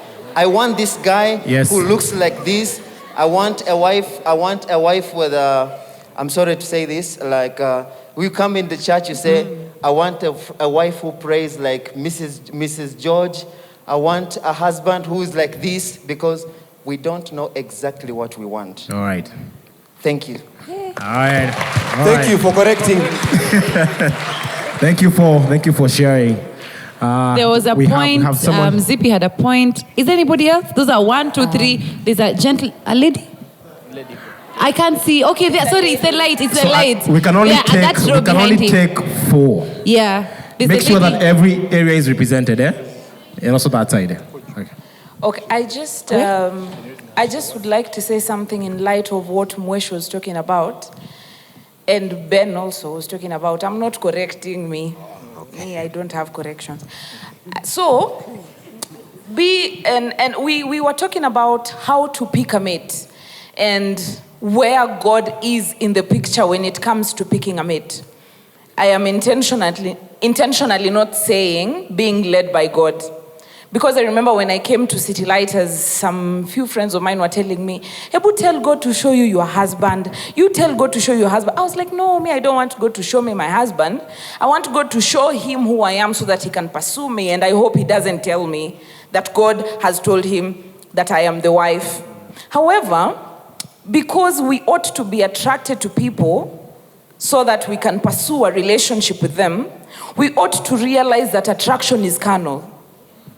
And we see people with our carnal eyes. But because we are spiritual beings, how we get to involve God is by seeking his face in the relationship. It's telling God, I'm attracted to this man. Is it okay with you if I date this person? Because my carnal nature will want what is not necessarily what God wants for me. And I feel like for myself, I hope my husband knows this story. For myself, I was attracted to my husband, and there was someone else who had said that they like me, and I was attracted to them. But then again, I had to seek the face of God and ask God, so who is the guy? Because both of them are good men, both of them are godly men, but who is the right guy? And even though before I got together with him, Pasi had told me that, Zippy, your husband is around the corner, open your eyes. So in that moment, it's like, open my eyes, there's my husband, there's this guy who's making a move. So who should I seek? So that is me being a spiritual person, living up, or rather allowing the spirit man in me to lead me instead of allowing the carnal ZP to make decisions that would impress ZP. I want to kill the flesh. I want to strike a blow to my flesh so that it can be a slave to my spirit. So I cannot fail to involve God in my dating life. I must involve God because at the end of the day, it is his desires and not mine that I want to prevail. Yeah. Thank you. We can, some good input. We can have someone on that side. So they can feel represented. Also, I told there's someone they pull with yes. At the far back. She had raised her hand. Uko at the back. Uko. We can take the mic. No, we can take the mic there just so that we can prepare. So those ones had raised for a long time. We see you. Yes, go ahead. Proceed. Yes. So we've had an amazing conversation on commitment, but I have a question that's a bit different, right? So, you cannot be unequally yoked. So by default, you'll date people around you. So in church, right? And it's either here in church or fellow Christians that you know outside, right? But by default, majority of the time, they're the people who are in church with you. But then we've addressed commitment, how you approach your person, whether you're led of God or, otherwise simply attracted to them, then you pray, etc. But the question is, how do we handle grief in church? And I'll expound on that. Grief is not when someone dies. Grief can be when you lose your job, when you lose your friend, either by death or just losing them. You've parted ways. It's also a form of grief, right? So when you're in church, I'll give an example. Another church somewhere. So there was this person who was dating this other person. So they dated for almost 3 to 4 months, and they were blessed by the man of God in that church, right? But then something happened and they parted ways, right? Which we said, you can put a break if you have to, it's acceptable. But then thing is, the man, the gentleman, I kid you not, for the women, a month later was dating someone else. Right? So you find this other woman had a very hard time trying to figure out how to move on because you're serving in the same spaces, but you have to see this person. You have to process your grief and you have to put up a face because, You have to be strong, you still have to serve. You're not going to leave the church, right? So it's the role of a person in terms of dating spaces, because ideally, after you've dated a couple of people in church, you'll still date around church. So you might find one person has dated almost 4 to 5 people. How do we address that, right? And I'm not saying it's a bad thing to look, because you're looking for your partner. You will, utapitia watu kadhaa, no offense. It's the truth, because you're trying to find your person. But my question is on, how do we, one, handle grief as a person who has just been heartbroken? And no, not only women, men actually deal with it harder when they're heartbroken, because women are more vocal. So one, how do we handle grief? 2, how does the church assist with individuals while handling grief? Because for people, especially who are dating within church, majority of them are serving, because hawajakuja tu kupita na mtu, you know. So if this person, they're serving and they're heartbroken, meaning they cannot give fully to service. So how do we handle that in church? That's such a good question. I think I'll answer you, because it's really a testimony for me, is that when I've been in church all my life, have I been in relationships that were heartbreaking? One too many. But one of the ones that really broke my heart, I remember I was heartbroken because I was serving as city lighters, but my then partner was not a city lighter, but he was, just as you said, a believer. And I remember coming to Pastor George and telling him, me, Pastor, I don't think marriage is my thing. Me, I think I'm just like Paul, I'm good this way. And Pastor George told me, shut up, Nyawira, you know? And I'm not saying that this is the voice of the church, is that it's interesting how we perceive grief, is that how I grieve is not how you will grieve. And sometimes why I think it's an unfair place is that sometimes we think that someone should grieve for so long, and we judge someone harshly if they grieve for a short period of time. The truth of the matter is that if, say, me and Mato were dating, yeah, and we are chanad and we were in church together, and tomorrow, let's say in a month's time, he's in a relationship, happily moved on, is that it's not my responsibility as Nyawira, who was his ex-girlfriend, to judge him harshly. His process is his. What the church is interested in doing is working on you as a person. And working on you as a person, interestingly enough, will sound very churchy, is that the response of any pain is the beauty that God gives you when you exchange your ashes for his beauty. Is that you'll have a time of a lot of sadness. And this sadness can be so dark.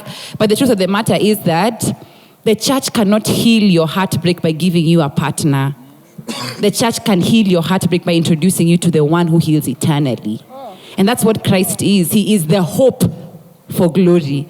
So hope is such a beautiful thing in relationships, because you hope for this beautiful life. You hope for better days. But the truth is that I have no responsibility for your pain. I have responsibility for your healing. And your healing is my responsibility, is that I would like to introduce you to the one who heals. What you do with him is fully your responsibility, but mine is to introduce you to him.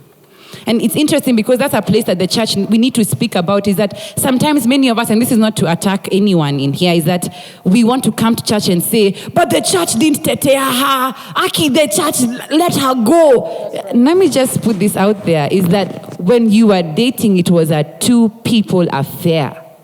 Bringing in the church when it was done is unfair. Because the truth is that if we were to unearth everybody's wounds in this space, everybody is hurting. It just may not be a relationship, but everybody is going through something. And I think the place of the church is that ours is a place of continual opportunity for healing, not continual opportunity for attack. And I think that's the thing we need to say as a church, is it's a real conversation we need to have, is that the healing we're looking for in relationships is to do it right for the next time. We are sorry that it hurt in the first time, but now you have an opportunity to do it right again. But don't judge somebody harshly because he has moved on. His pace is not mine. Me, let me tell you, in fact, sometimes I look back and I think to myself, I thank God that I was heartbroken, because I now relate to somebody who has been heartbroken. But the truth is that the strength we have is not in glorifying pain, and that's the word. We don't glorify pain as a church. We glorify Christ, because he takes away pain. So the focus mustn't be the grieving and the loss. We will cry with you. By the way, me, if you want to cry with me, my shoulder here, I cry the best with people. But the truth of the matter is that when we're done crying, I must do something more for you. I just can't keep letting you cry. I need to walk with you. And that's why we have a discipleship program where we'll introduce you to Christ and walk with you in your salvation. Is that it's true that you are not dating so that you can become a believer, but the truth is that sometimes when you're heartbroken, and I think many of us can agree that when you're heartbroken, you have a problem with God also, because you wonder, God, me, why am I being hurt to me? See, we were together in this story. Am I lying? You feel like God left you. But the truth is that Christ doesn't work in isolation. He's not there only in good times. But when the heart comes, it's so interesting because it's such a seasonal thing how God works, is that weeping may endure for a night. That's a season. But joy comes in the morning. That's another season. Embrace the seasons. Don't be selective of when the church should come in. If it's good times, let the church be there. If it's bad times, let the church be there. But ours is to point you to healing, not for us to point at attack. Does that make sense? It does. Give it up for Nyawira. You couldn't have put it any better. We have someone over there. Yes. Praise God. My name is Miriam. Actually, I have two questions. The first is concerning the marriage setup. So as Christians, at what point do we embrace divorce? Because divorce is a part of commitment, I believe. So as Christians, at what point are we supposed to embrace divorce for people who are in Christianhood or priesthood as our own members, even as people who serve? At what point do we embrace divorce for people who are married and who are married under the Christian setting? And then the second question is, how long is too long and how soon is too soon? Because you can be in a dating setting, for example, and someone is with you for 2 years, 3 years, 4 years, you're still waiting for the next step. So how long is too long and how soon is too soon? Because you can be meeting someone and after a week they are saying, can you be my girlfriend? See? So how long is too long and how soon is too soon? All right. I think, thank you for that question. It's a good question. For the marriage one, I'll give Mwash. And then, you ingine how long, too long, to Ben, utatako hiyo. Unapenye umenieka. Well, I think, not really, I don't think so, but this is what the Bible says. When Jesus was addressing, and he was saying, actually it was it Matthew says, divorce is only allowed when there is adultery. Matthew 19, thank you, my pastor. Matthew 19. But then again, there's also an element of forgiveness. There's and grace as well. So he is not saying that, akisha cheat, bana, mpige X, acha ishie. Well, I'm not also saying that something that we should allow and endorse as a church. But the thing is, when Jesus was saying this, it was, this is the only reason why we are, saying that divorce should happen. In the laws of Moses, ilikuwa dem anaweza kuwa amepika chakula vizi umdivorce. That is what was happening. That's why Jesus, when he came and he was saying, at this time when there is adultery involved, that is when one is allowed to divorce their wife. But at the same time, there's also the element of grace and forgiveness. I don't know if I've answered you. All right. Anyone else with a different answer on the same? All right. Ben. Yeah. How long is too long? And how soon is too soon? Yeah. And don't take too long. Yeah. The guy in the green coat. For me, I think that's a personal issue. It's very, very personal. If you feel like within a week you've liked this person and you guys are okay to take this thing to the next level, to be honest, we can't come in as the church and tell you, hapana ndugu, tunaona unakimbiza hii kitu sana, and the church will not even join this, and then also, maybe you guys have been dating for 7 years. I'm not talking about myself. But, and then, I think that's really a personal decision. But it also boils down to you have to make your goals clear even from the onset and tell them, but by the way, I feel like you're dragging too long. And what's the end game? And if you feel like this person is not settling down, just go home, cry, and let that go. And for real, because there's some people who will really waste your time, and they will waste it for so long, and then uko hivyo mbele ndio anakwambia alikuwa anataka friendship after maybe you guys have been together for 5 years. That's a lot of bitterness that it will leave you with. So you need to like protect yourself from the onset, and it needs to be very clear that, by the way, we've dated long enough, and I feel like this should escalate to marriage. Ukifeel ni kama hayuko sure, you can give them some time to think about it.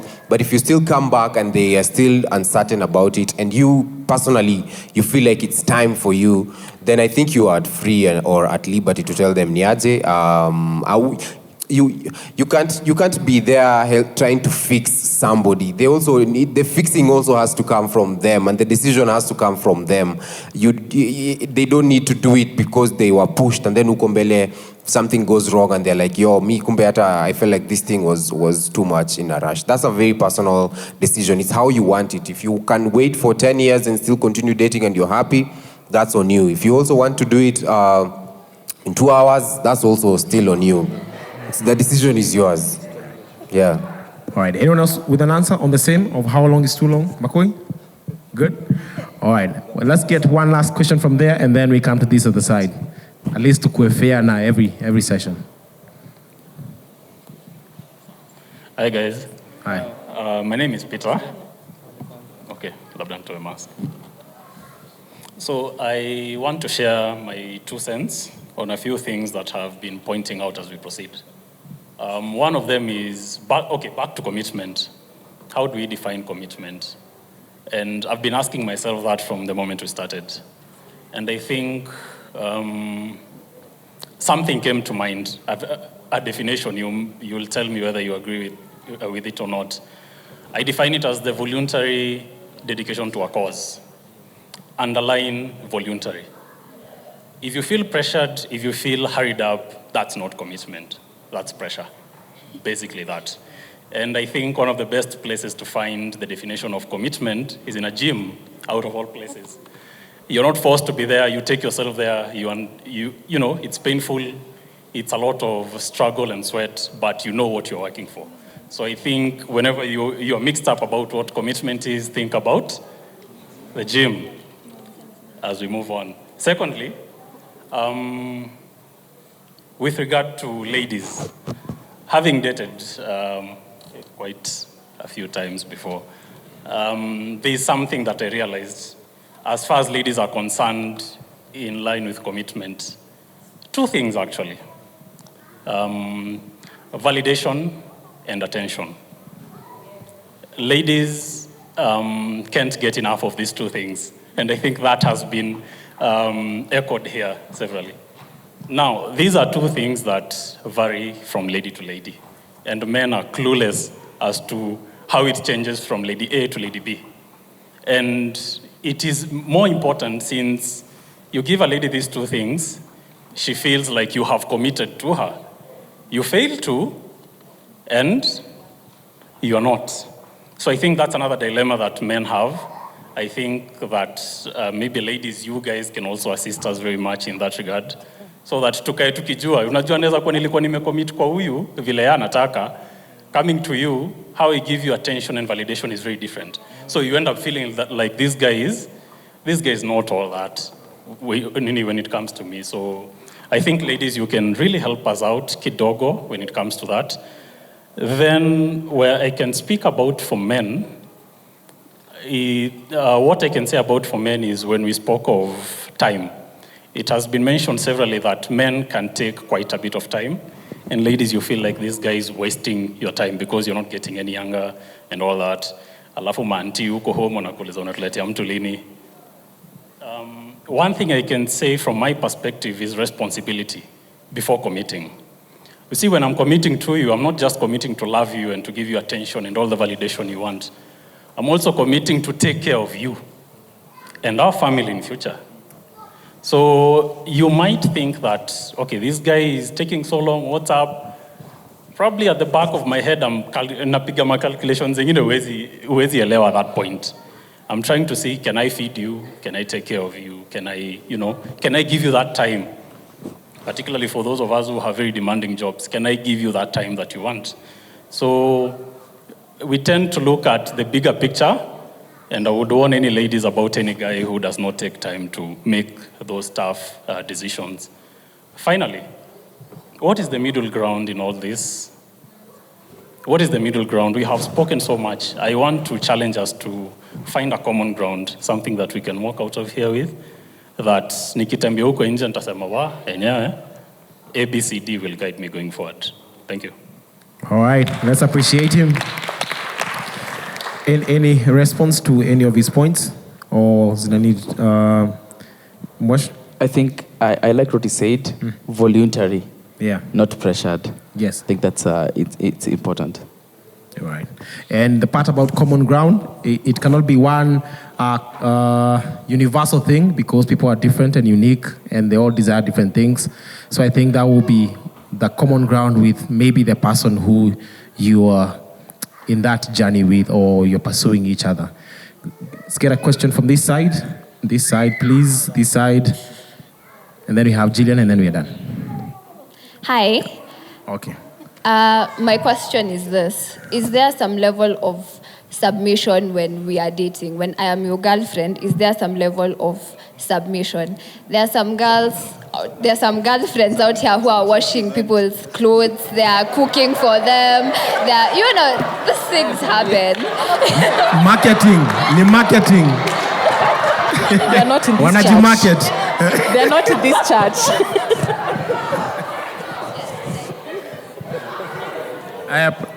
All right. You want an answer to that? Okay. You have a? Why me? It's a no. For me, I think that's a tricky place to be because, yeah, like it's a no. I'm trying to say, like, come say, bado hajakuwa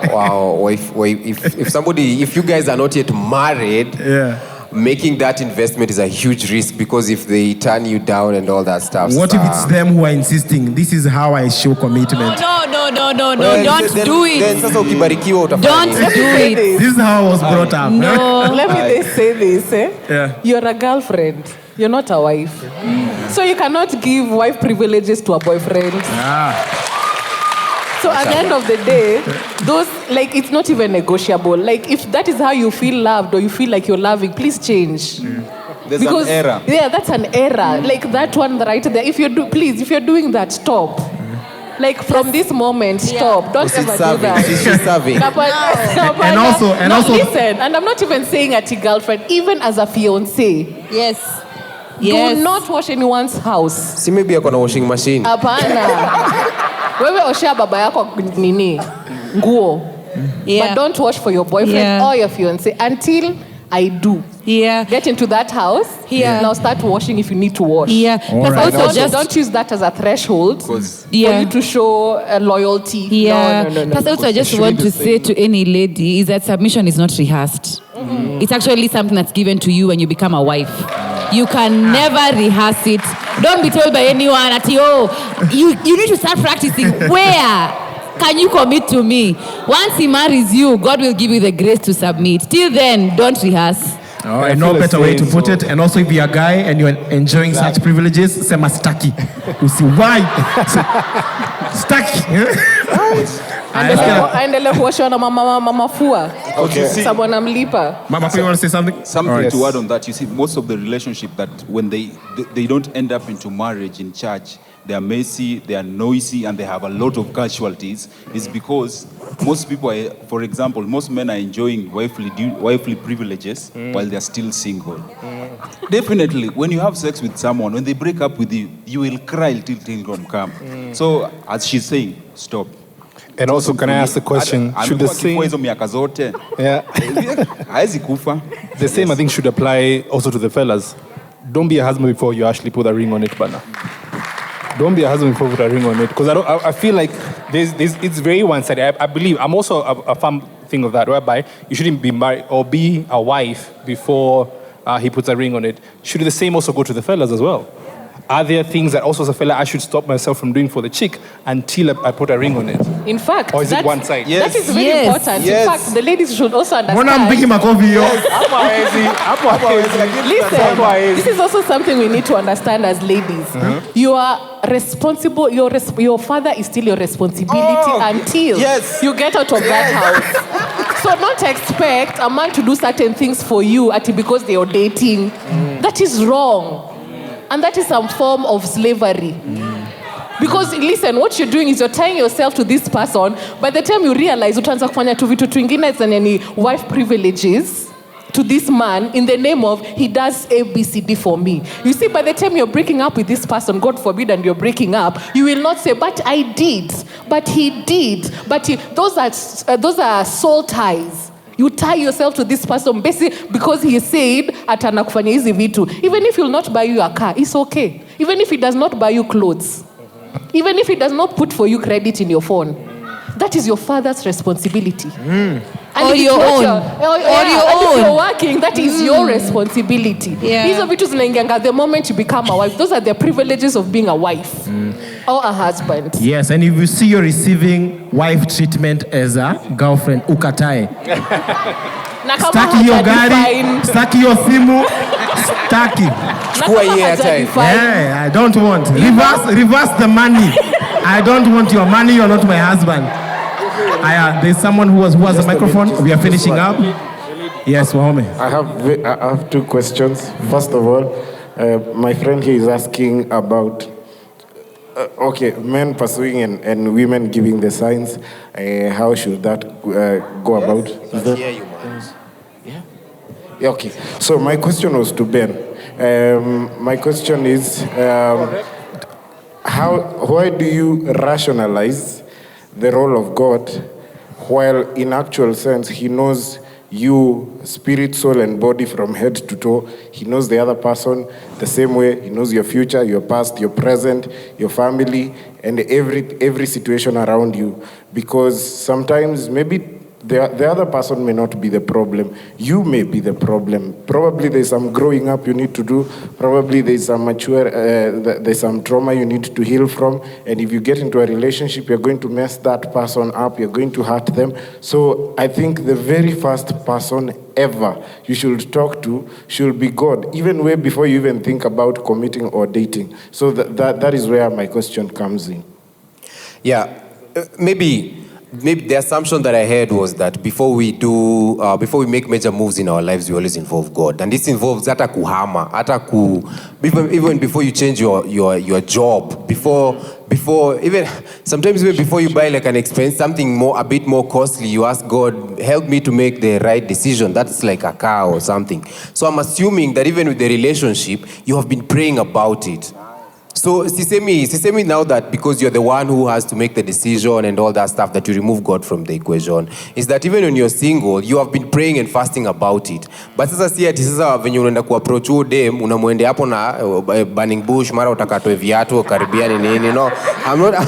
That's not what I'm saying. I'm saying that this should have been part of your lifestyle, that before you, even with friendships, don't just pray for relationships, you know. When the year is starting, tell God, I need you to take me to friends who are going to take me to the next level as well. So I'm assuming, see at you meet 10, see by the time you're starting to meet new friends, you're like, oh, you're still expecting God for a sign. It's like if their values match with your values, then this is most probably the prayer that you prayed about. That's what I said. I didn't mean that you remove God from the equation. God is in the whole equation. Okay. And yeah. You had offended Wahome. He's in the part of the prison worship team. Closest to the altar. All right. There's a lady there. She has been so consistent with her hand up. Please, let's just allow her. Can she be the last one, tafadhali, because of... And maybe just to say, we're not shutting out any questions. We're just saying that if you want to continue these conversations in our individual platforms, both Plug and Glow, we're willing to continue. Ladies, we can continue this conversation, isn't it? Because we cannot fully So we can't exhaust finish it. here. Because I know there are so many guests, and I feel so bad to say, I'm not saying no, I'm just saying let's continue them elsewhere. Sawa? Yes. So, yes. Thank you so much. Okay. Nimeinua mkono lakini sawa. So this a personal thing that nimedeal nayo, and that's why I came to this church. Aki nimepata boyfriends wakiniacha, and I've been crying a lot like why me? But I came to realize I'm not the problem. The problem is I'm more empowered. I'm not a democratic person or a feminist, but I'm saying in my personal experience, I'm not a lazy person. I like working a lot. Hata kama sifanyi kitu, better tu nijishughulishe na vitu. And I feel like men, sorry, I'm saying this, but men also, they need to be empowered how to deal with the empowered women. Because unaweza pata ati mimi niko more, like Ben was saying, unalipwa 300,000 or unalipwa 70,000. So, hautaki like we be together because you feel the pressure. You feel like mimi ndo nikianza kulipa nyumba, wewe ndo utaanza kunifulia nguo, ama wewe ndo utanifanyia nini? Yeah. And my question is to the people who are dating, because I believe like when you're a born again person and you're dating someone, you don't have to do sex until you're married. So is it applied to even when I'm a born again, aki Mungu anibarikie, is it okay for me to do sex before marriage? Like, how is it? Sorry, I'm just asking. Thank you. I think it's a safe space to answer questions. Yeah. So your question is it right to have sex before marriage if you're a believer? If you're a believer, no, it's not right. And I think the same confidence we said to submission can't be rehearsed, neither can your marital rights be rehearsed. In the same manner that you're going to give this man the honor of being your husband, the beauty about it is that when you wait, you're rewarded. And I'm not saying that your sex will become magical because you waited.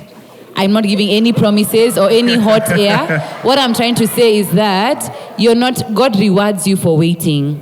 You know, and it's interesting because unfortunately, the world doesn't glorify this conversation. Yes. Everybody's being told, taste and see the goodness of this man. But the truth is that there are many women, even here at church, who are living proof that waiting is rewarding.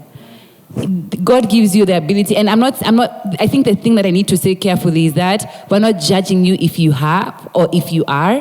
What we're saying is that God is giving you an opportunity to stop and do it right from now. If you've chosen to follow the path of Christ, then you must follow everything that comes with it, not some things. And that's where we get it wrong, because sometimes we're like, hey, this feels nice. Let me taste. But God, I worship you. I love you, Lord.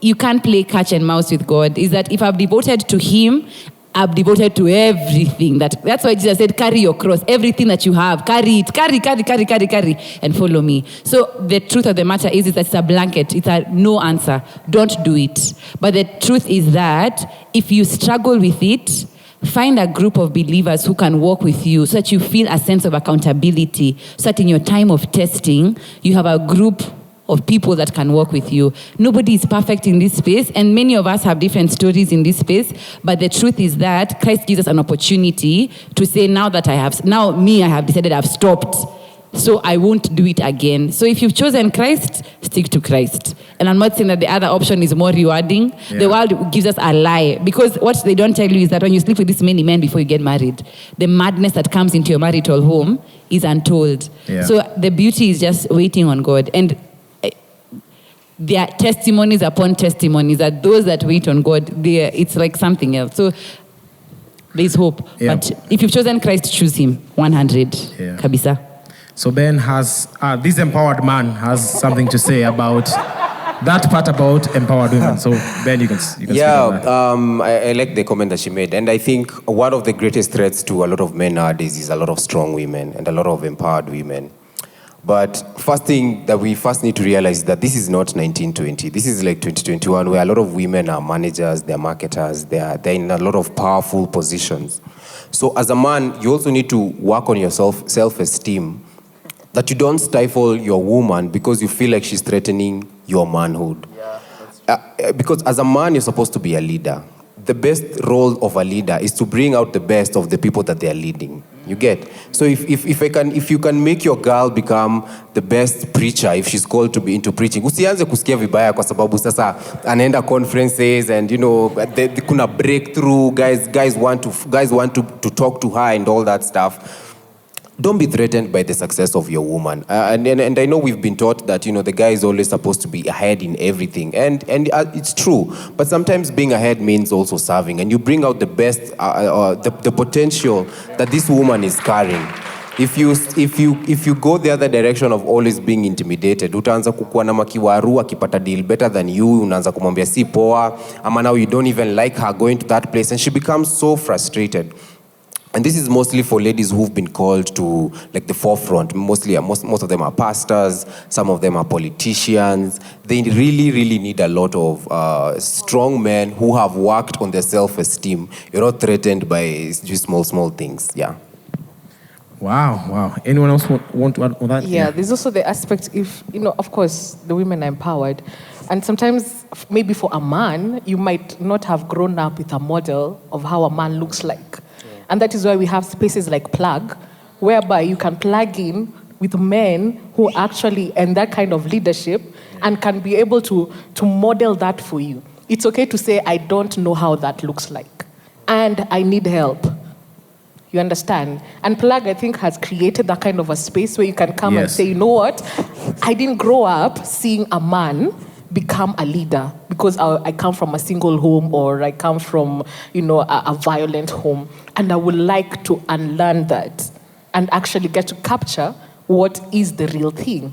And the other thing is that, even for all of us as, both men and women, is that we cannot do that with having another notion. We can only do that if we get to understand that we were meant to be like Christ. And that's for both men and women. So it means you have to look up to Christ and say, this is the perfect model. But because I don't know what it means to love a woman, unless I see Pastor George doing it, and this Pastor George follows Christ, I'll be able to emulate that. You understand? Because you cannot separate and say, mini mako you job, but misi mako you church. There's no separation. Amen. You understand? There's no separation. You have to be one. Mako you church, mako you job, mako you madem, ni kitu moja. Sorry, wadem. Ni kitu moja. Ni kitu moja. So we also need, even the guys, if there are people who are not, like, for lack of a better term, book smart, but they're very good at observing. Allow yourself to be in a space where you can observe. We have a very good model here in church who is Pastor George. He's someone we can emulate because he follows Christ, just like Paul did back in the day. Follow me as I follow Christ. Look at him, come to him and tell him, sir, I didn't grow up knowing certain things. Is it okay for me to sit under you and learn? You understand? So don't sit down with your trauma. Don't sit down with your not knowing. Don't sit down with your fears. Approach the people you think can help you get there. Yeah. All right, Solo. Just to add on kidogo on that also, and I think now this is a call out to the men not to fear, to be vulnerable. For us to get to a point whereby you are approaching like Pastor George and telling him, yeah, I need your guidance in this. You have to see that vulnerability does not make you weak. If anything, if you look at Adam, in actual sense, I love something I came across yesterday. He was comparing now, allow me to be raw, kidogo. He was comparing now vulnerability to nakedness. Adam was naked before. And when Eve came, she found him in that state of vulnerability. She taught him how things were going. It's until they sinned that they started covering up themselves. Again, and then I love how they depicted and showed it now about when Christ died for us on the cross. If you look at how the Romans used to do it, still, once again, sadly, a very humiliating way. But Christ also became vulnerable for us. He became sin for us. He became the very thing that God detested for us. So to connect all that, we have to allow ourselves to be vulnerable in order to tap into the true strength. We also, I love something you mentioned, it correlated now, Christ and identity. There's something I love and I always remind myself is that we will go through an identity crisis as long as we don't identify who Christ is over our lives. If you don't acknowledge the power that lies in his word, if you don't acknowledge Christ over your life, you'll always have an identity crisis. And that's why, like for a lady, like she said, you feel like she's too empowered, so I don't hold her place. Don't find your identity in the things and professions you do, because they change. Yes. Today, you can, honestly, I think COVID did a number on a lot of people. A lot of people are not in the same professions they were in. So what if you had granted your identity in being an accountant or a banker, and now maybe you're a farmer? Then you will not feel like you're man enough in that relationship. Thus, you project your insecurities to that woman. So it has to start with you, first of all, being vulnerable with Christ. Then vulnerable, and I love that we have plague now happening. Be vulnerable with fellow men. That's another thing we're not taught to be. Mwanaume hata ningomza nikamwambia mzee, bro, nakupenda. Hey, like, yo, hey, bro, shake it, chill out, man. Hey, you know. But there's nothing wrong in that. There's nothing wrong in coming and saying, but they have no idea how to maneuver this. And that's why I think when I came here, I said, Mini kwa hapa kusoma. I didn't come up here knowing everything. So we have to allow ourselves to be vulnerable and understand vulnerability it's not weakness. If anything, that's when you tap into our true strength. And you have to acknowledge and identify who Christ is over your life so you can find your true identity. Don't find it the things that you do. They'll always shift. Wow. Give it up for our panel. Are you learning? Are you having a good time? Right now, I want to hand over to Mwesh so that he can give us wisdom and bring the conversation home. Karibu sana. Now we can excuse our panel as they leave. Tupigie makofi. Give it up for Ben. Give it up for Shani. Give it up for Solo. Give it up for Makui and Sheila. You can do a better job than that, ladies and gentlemen. And I'll give it up for the guy in the green coat. Bwana asifiwe. Praise the Lord. Have you been blessed? Have you been blessed? All right. I don't want to take a lot of time. I want us to talk about someone in the Bible who was committed to the ways of the Lord. Because I believe my relationship with God, this is vertical, eh? Alafu ni horizontal. Yes. If my vertical relationship is okay, then my horizontal relationships will be okay. Bwana asifiwe. If my relationship with God is steadfast, then I will not have an issue with the relationships that I have around me. Bwana asifiwe. So I want us to look in the book of Genesis, and it's about Joseph. Very interesting. And when we had this discussion of commitment, and the Lord gave me this word, I'm like, okay, so how is this going to end? I mean, Joseph, commitment, relationships, But there's something interesting that I learned, that Joseph was very industrious and he was a very young man. However, whenever he went, people were blessed around him because the Lord was with him, because he honored the relationship he had with God. Bwana asifiwe. And we won't even read the scripture, but you go and read Genesis 39 for yourself and just look at how this young man was blessed, and everything that he touched literally turned to gold. When he went to Potiphar's house, he left all the affairs to Joseph. Like, the guy didn't care how money was made in his home. He didn't care about how bills were paid in his home. He didn't care about anything because Joseph was there. And even from verse 5, he says, the guy noticed, hey, jamaa amebarikiwa. There's a special blessing upon this guy. So let me leave everything to him to handle it. Then Potiphar's wife comes and like, hey, by the way, umse yako sawa, acha nini. Then Joseph akahepa, Then what happened next? Joseph, I like his response to Potiphar's wife, and he said, your husband, my master, has given everything. He has given me everything to rule apart from you. Then when he's answering this lady, and he's saying, how can I do this against my Lord? Not against your husband who has given me, if it is not in rule. No. As in me sinning with you, it's not against your husband who has given me authority, but against the Lord. Bwana asifiwe. And this is where he had bedrock integrity. This is where he had placed his integrity on the Lord. Yani yeye alikuwa anaogopa Mungu, hakuwa anaogopa what the master will do to him. Bwana asifiwe. Then he was sent to the prison.